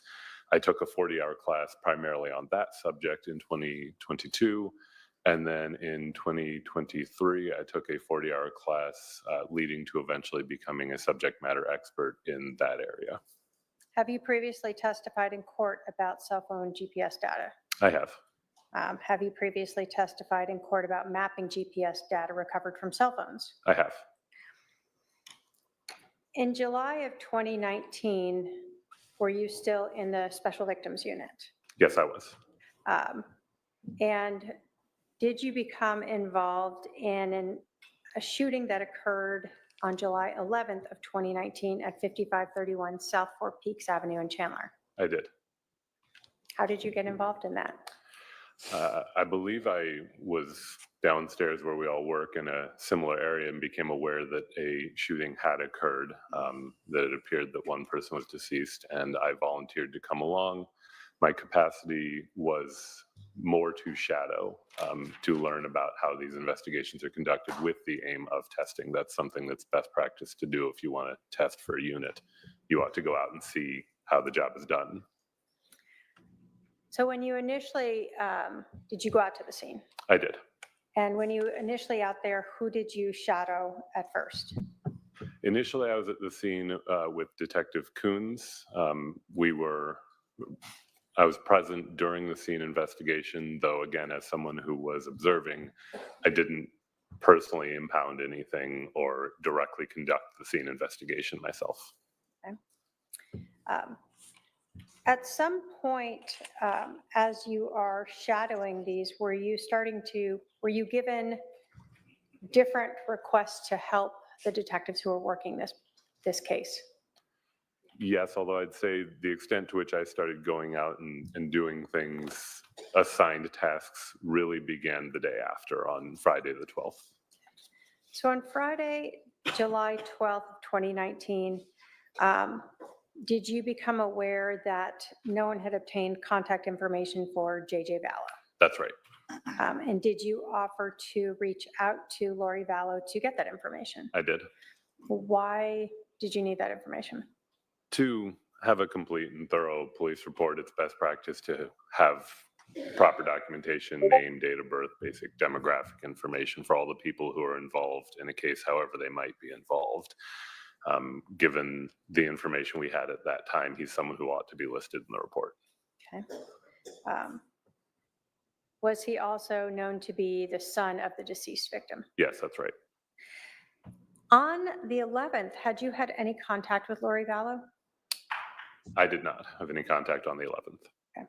On July 12th, after you offered to get that contact information, did you make contact with Lori Vallow? I did. Did you see her or call her? I called her at first. And was that call recorded? That call was audio recorded, yes. When you spoke with Ms. Vallow, did you obtain the contact information for J.J. Vallow? Yes. Did you learn from her where J.J. went to school? Yes. Did you confirm that she had gone to Burger King before taking J.J. to his school? Yes. Did you at some point during that conversation with Ms. Vallow learn that Charles Vallow was staying at the True Hilton Hotel? Yes. Prior to this, had you known that he was where he was staying? I don't think I had any information either way. Okay. So as someone who was separate, did you have any idea where Charles was, whether he was staying at the house or elsewhere prior to this? I didn't have that information, no. So you just learned this during your conversation when you're trying to get JJ's information? Correct. Did Ms. Vallow advise you that she was in possession of Charles Vallow's hotel room key? She did. Did she advise where she had found that? In his wallet, I believe. So you learned that she had Charles Vallow's wallet. That's what she said. And that she then had a room key for him to True Hilton Hotel. Correct. Did you advise her that you would talk to the case agent and let her know who would go get that? Yes. After you spoke with Lori Vallow on the phone, did you offer to go out to the Burger King to see if you could obtain any video from there? I did. And when you are helping in this aspect of the case, were you aware at that time when the 911 call had been placed? I was. And when was that? That was at 8:36 in the morning.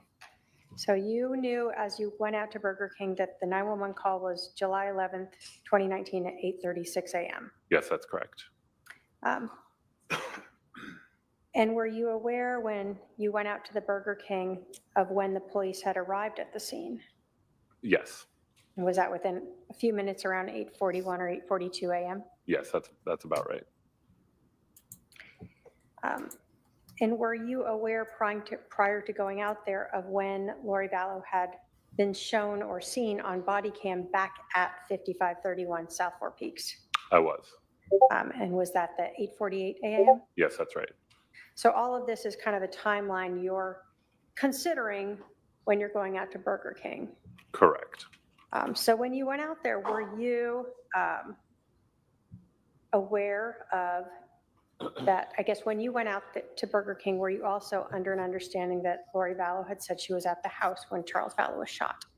That was my understanding, yes. So did all of that play into when you would assume the timing of her arriving at Burger King? It did. So sometime after 8:36 is what you're expecting? To some extent. I was aware that there's a little bit of a logistical difficulty in the question of how one could leave at 8:36 or at just after, and then arrive back by 8:48, knowing the distances and knowing the city of Chandler like I do. So because of that, knowing that it was clearly the case that she was there at 8:48 because she was on officer's body-worn video, then I knew that there was some chance I would find that the video was in fact prior to the 911 call, because otherwise the distances and the travel didn't seem quite right. So you see this 12-minute time from when 911 is called to when she arrives back, and you're thinking that there's no way to go to Burger King and drop a kid off at school and get back?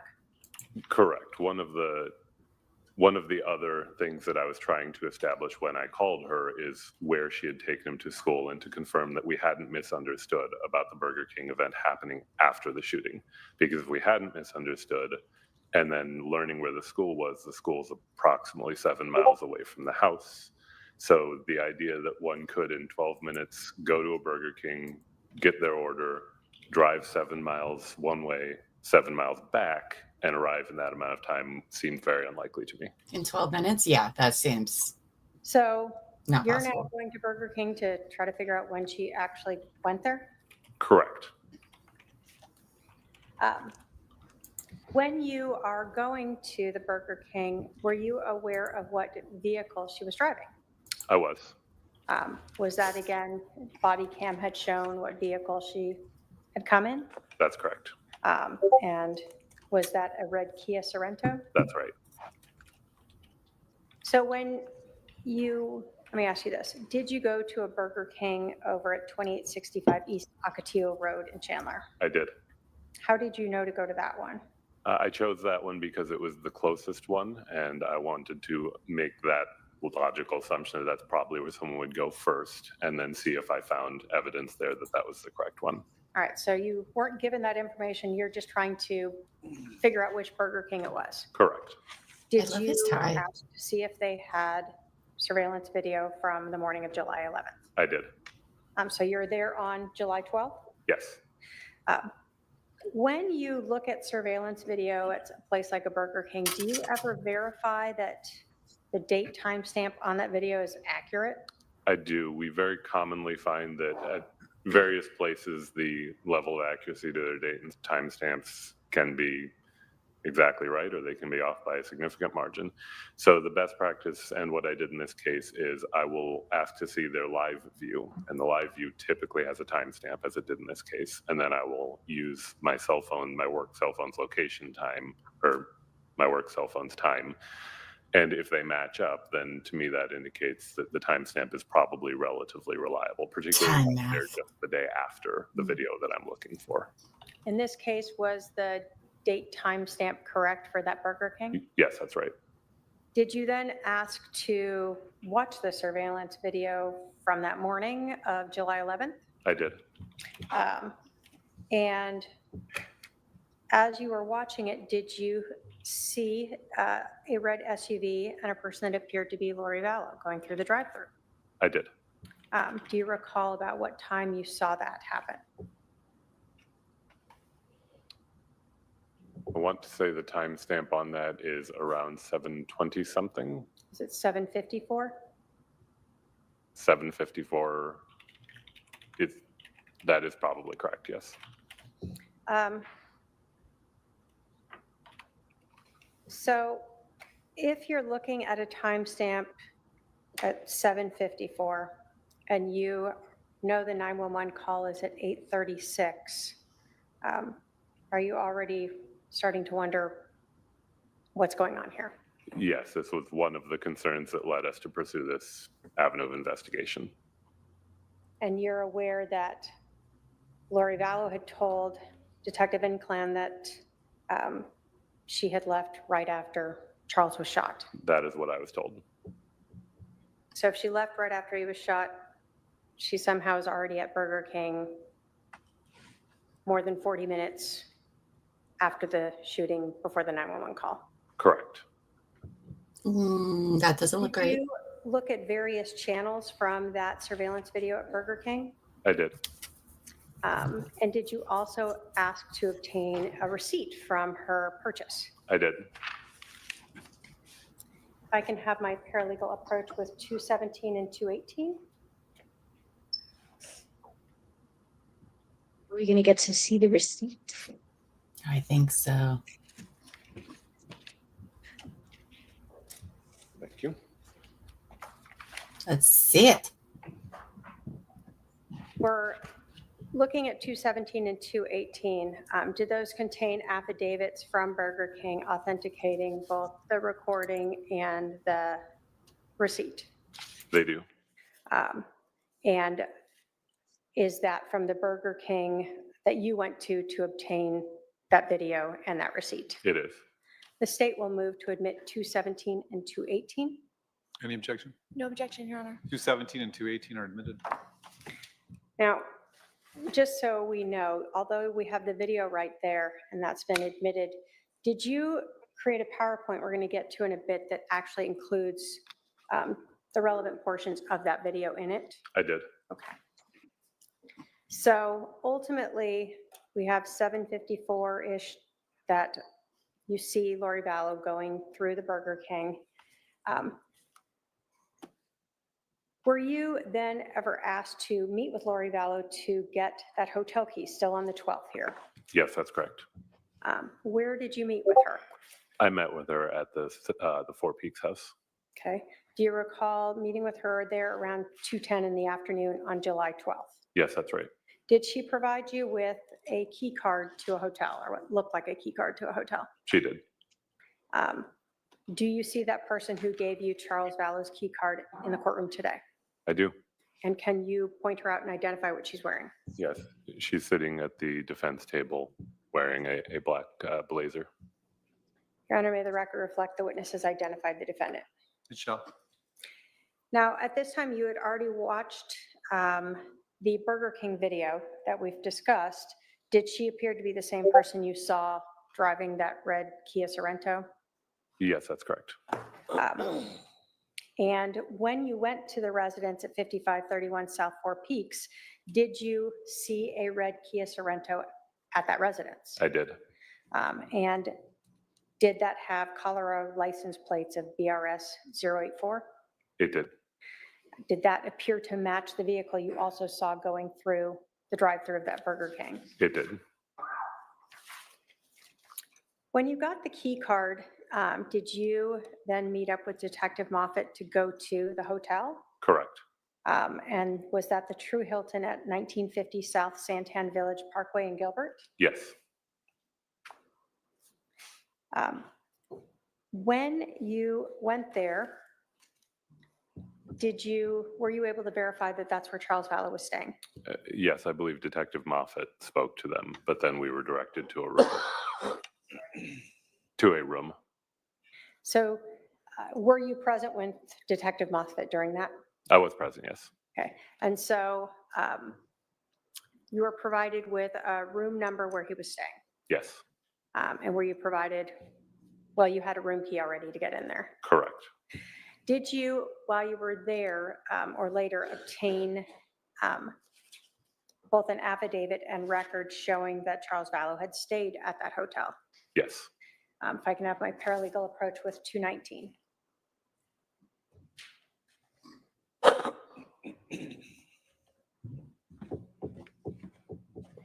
Thank you.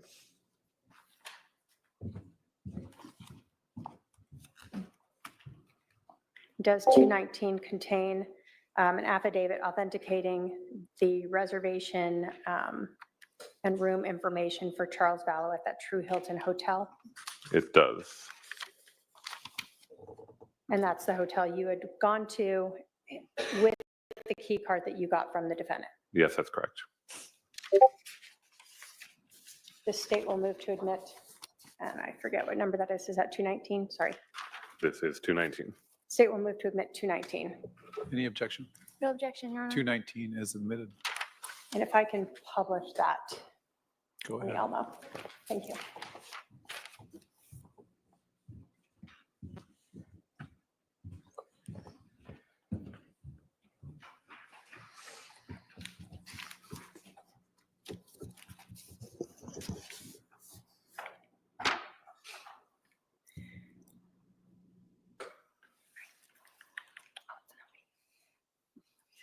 Okay. So let's pull out a little. We see this is from Exhibit 219, the True Hilton at 1950 South Santan. Yes. And did this show that Charles Vallow arrived on the 10th and was supposed to leave on the 13th? Yes, that's correct. And then were you also provided with information that this was Charles Vallow's room? Yes, that's right. Did you and Detective Moffett go into room 127? We did. And when you went in there, what was inside? There were items that I understood to belong to Mr. Vallow. That was our primary reason for being there, was to secure them. A backpack, 2 suitcases, I believe, at least 1 laptop computer. I assisted in gathering these up and impounding them. Okay. So all of those items were brought to the Chandler Police Department and impounded? That's right. Okay. Oh, we're going to a castle. Gone to the Just True kidding. Hotel, True Hilton Hotel, did you also learn that the defendant had told Detective Enclan that she had stopped at a Walgreens to buy some flip-flops? Initially, I was told a CVS. Whether I misunderstood or there was a miscommunication, I initially believed it was a CVS. So did you try to locate a CVS in the generic area that you're looking at the Burger King and the school? I did. I tried actually 7 different CVS locations trying to locate video and wasn't able to. So at that point, you were unable to verify that initially? Correct. Were you then asked to review the GPS data that was extracted from Charles Vallow's cell phone? I was.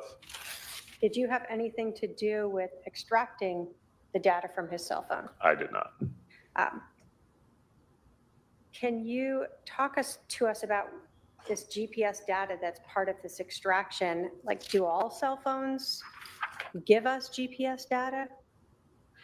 As an end user and the person who doesn't do the extraction, depending on a particular user's settings, particularly if we're talking about smartphones, phones equipped with a GPS module and where that GPS module is working, they may record the GPS location of the device for various reasons, depending on the settings. I, for example, keep my GPS location off, so you would not expect to find very many GPS recorded locations on my device. Many people keep them on. I find it's quite common. If so, then the people in the computer forensics unit are able to extract data from the phone to include logged GPS locations, and then can produce that in a report, which as an end user, I can view the latitude, longitude that was recorded by the device for one reason or another, and the date and time that it was recorded by the device. And that gives us GPS locations to look at for where the device may have been. So for Charles Vallow's phone, were you, through that extraction, provided with, I'll call it ongoing GPS data location for his phone on July 11th? Yes, so there were GPS locations recorded on the device for July 11th, which was the time period of interest, and I was able to look at those. Okay, so did you look and see if there were GPS location device information on the phone for other dates as well? I did not do that. You're just looking at the date of this shooting. Correct. And when we talk about the device, so this is telling you not who has the device, just where the device is. That's right. When you were looking at that GPS data from the extraction of Charles Vallow's phone, did you discover that Lori Vallow may have actually gone to a Walgreens? I did. Based upon looking at that information, did you find an address at 785 South Cooper Road that corresponded to a Walgreens where you saw the device at around 8:15 a.m. on July 11th? I did. Based upon seeing that GPS data, did you go to that Walgreens? Yes, I initially called. I eventually went. After going to 7 CVS, you decided to call? I decided to call. And when you called, did you learn that they did in fact, well, what did you do? How did they know what you're even looking for? I called, asked to speak to a manager, as I will often do in things like this, and said, I don't tell them specifically why, but I'm looking to see if a person came through, and I provide a general description of that person and what it is that they may have purchased. Usually that's enough. That's what I did in this case. That's enough for them to find if they do or don't have that transaction on video. That's what I did. So you have the time and the date, the 8:15 and July 11th, and you just give them a description and see if they can find anything that matches? Correct. Did they advise you they did? They did. Did you go to that Walgreens and obtain a copy of that surveillance footage? I did. From multiple cameras? Correct. Did you also obtain a copy of the receipt of her purchase? I did. My paralegal can approach with 216.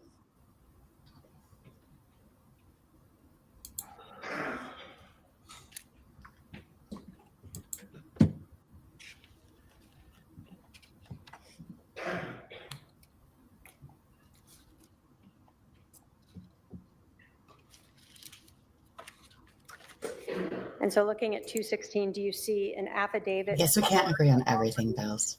That you contacted regarding obtaining both the surveillance video and the receipt, as well as a copy of the receipt and the video Fair. itself? I do. Your Honor, the state will move to admit Exhibit 216. Any objection? No objection, Your Honor. 216 is admitted. And if I can publish the receipt portion. So basically they're saying Lori was a dum-dum for holding on to this phone. Because it said what all she was up to, right? Is that what I'm gathering here? Dum-dum.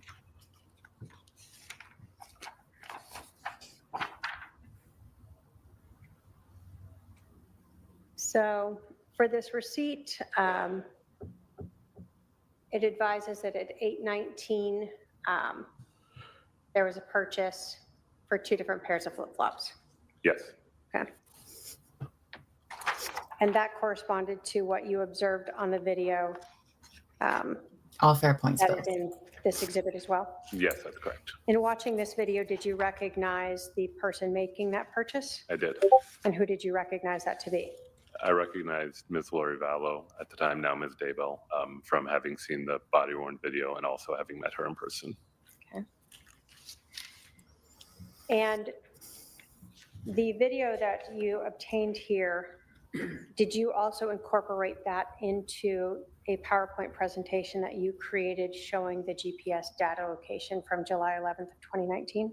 I did. Okay. When you, well, let me ask you, so did you create a PowerPoint presentation of the GPS data from Charles Vallow's cell phone for July 11th of 2019? I did. When you were creating this PowerPoint, did you use any phone records for other individuals such as Lori Vallow? I did.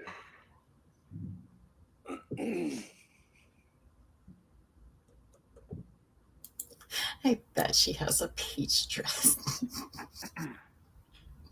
I mean, you're right. He does look like he should be at a wedding party. Maybe he has one later today. We don't know.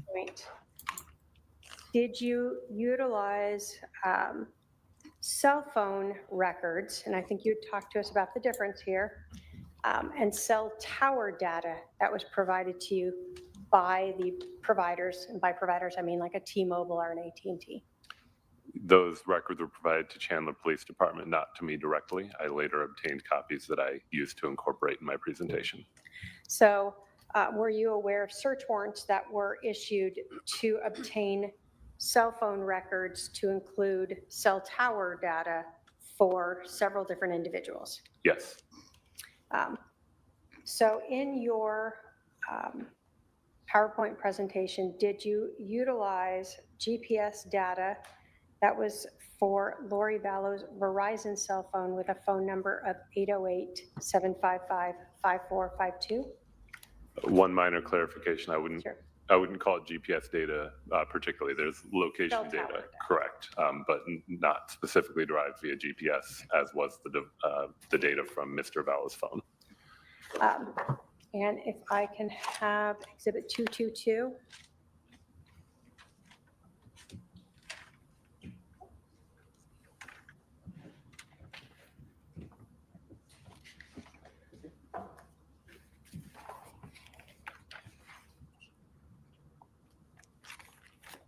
In Exhibit 222, do we see both an affidavit authenticating Lori Vallow's Verizon cell phone records for that 808-755-5452?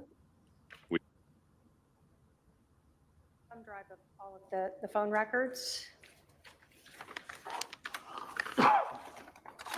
Yes, it does. And does it also include some printouts from those records themselves?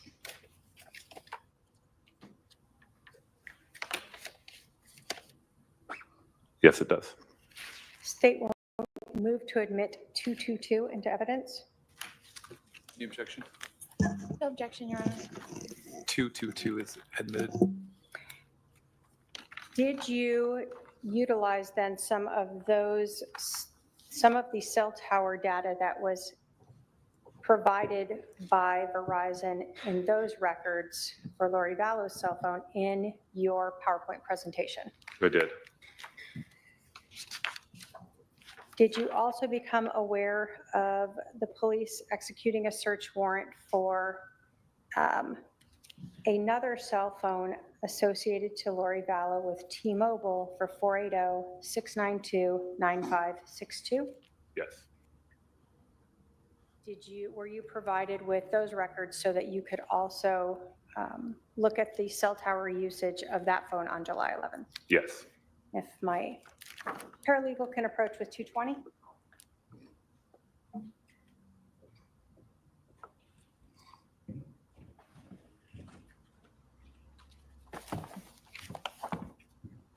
Looking at Exhibit 220, is there an affidavit in there from T-Mobile Yes, there is. related to, again, Lori Vallow? 480. Does it also include a thumb drive of all the records in there, It does. as well as some of the records printed out? Yes, it does. The state will move to admit Exhibit 220. Any objection? No objection, Your Honor. 220 is admitted. If I can just do one more before we Go ahead.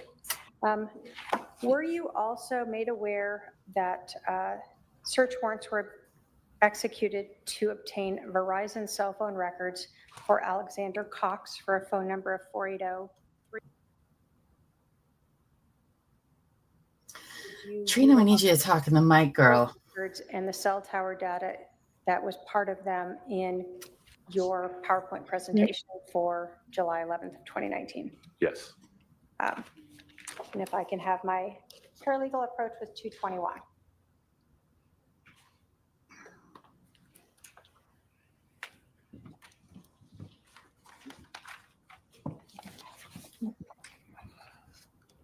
Looking at 221, do you see an affidavit there from Verizon for the Verizon cell phone records for 480-310-9120?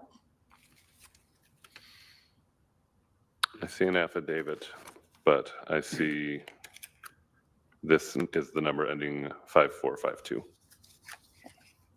And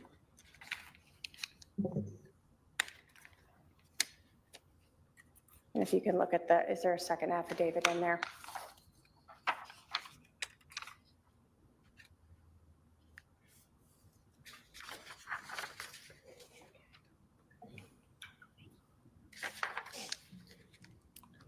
Yes, this does include 9120, but I saw on the envelope here it lists the other number. Perfect. So there's an affidavit in there for the 9120 number associated with Alexander Cox. Yes. And there's also a thumb drive in there of all the phone records associated with, again, that number 480-310-9120. Yes. And those were, again, records that you utilized in creating your PowerPoint for July 11th. The state will move to admit Exhibit 221. Any objection? No objection, Your Honor. 221's admitted. Now, you talked to us earlier about your training and experience in using GPS data and cell tower data, correct? Yes.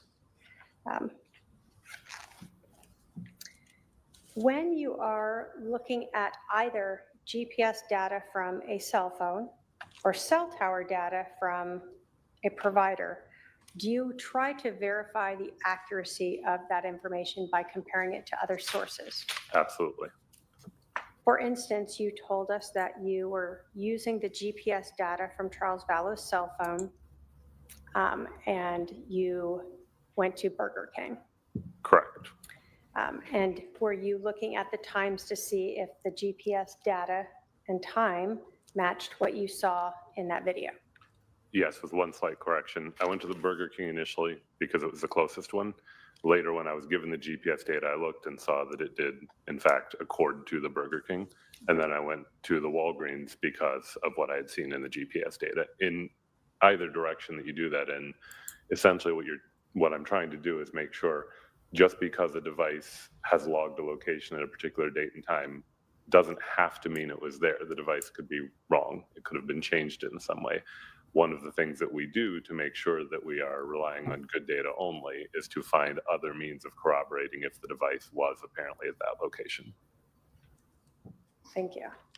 Ooh. So I have this plugged in here, if I can just admit it, but did you provide the state with Exhibit 209, that is a thumb drive of your PowerPoint print?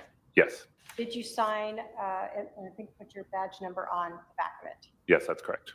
And that's something you created that we've talked about, incorporating all of these different records that we've discussed. That's correct. Your Honor, the state will move to admit Exhibit 209 into evidence. Any objection? No objection, Your Honor. 209 is admitted. Might be a good time to break before we start with this. All right, let's take our noon recess. I'll remind the jury of the admonition. We'll resume with the jury at 1:30 p.m. All rise for the jury. Okay, so that's actually like a 2-hour break for us. Time now. So they're having an hour and 30-minute lunch plus the additional 3 minutes or 30 minutes makes it 2 o'clock our time. So they'll be back around like 5. So what I think they were doing, what they're going to be doing is establishing that they lied about when he was shot or my guess is they're going to pen Charles at the house before she leaves to go to Burger King. They don't call for another 40 minutes, 911. And I think they're going to probably have footage of her being at that Walgreens. And, you know. Which would be some of the much needed evidence the state needs to give. Mm-hmm. Because, like, who does all that? Because Kylie was there before and after, even if she went to Burger, like JJ, I think JJ saw Charles But I don't think when they came back, it was just her and Tylee, not JJ. I think JJ had been dropped off at school. I don't know, but I'm very intrigued to see this PowerPoint. I know. Presentation. I mean, oof. So they're coming in with that. I think they'll be coming in with other. Shouldn't have had that phone on you, Lori. Shouldn't have done it. Good grief. And I like how the detective's like, mine's not on. I think that's a sign that everyone should turn theirs off. Because if law enforcement's not doing it, they're doing it for a reason. So that's my theory about that anyway.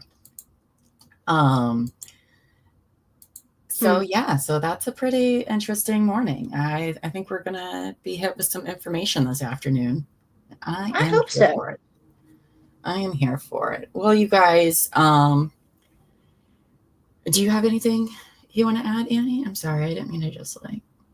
No, you're good. I don't think so. I'm just gonna. I mean, I'm waiting for them to drop some bomb-worthy information on us. Yeah, I think it's coming. I'm thinking we're going to take a break. Okay. And I think we're going to try to be back here at 4:50 Eastern, 4:45 Eastern, 4:45, 4:50.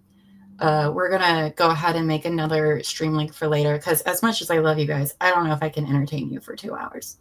Let's be honest here. And I could use a break, for today. I do not have a super comfortable, I mean, I do have a nice gamer chair, but it is not nearly as comfortable as it should be. So yeah, so we're going to go ahead and take a break. We'll resume. You guys will see the stream. Make sure you hit that notification bell so you'll get a little notification that we're back. In the meantime, go get some snacks. Come back with snacks because I'm going to ask you guys what you got. So you're lucky I'm super smart and discovered YouTube in my car like no one has ever done. You are brilliant. Oh, Polly Brilliant, Polly. Right? Now you have no excuse not to listen to us all the time. Every day. All right, guys, we're going to go ahead and head out of here. We'll see you in 2 hours. Annie, do you want to do the privilege? Annie's learned today how to do all of this. So I figured it out. Well, I had to be told like I'm 5. Oh yeah, and Lady Gray, hit the like button on the way out, you guys. I appreciate it. All right, we will see you all here shortly. Annie, do us the honors. Bye, you guys.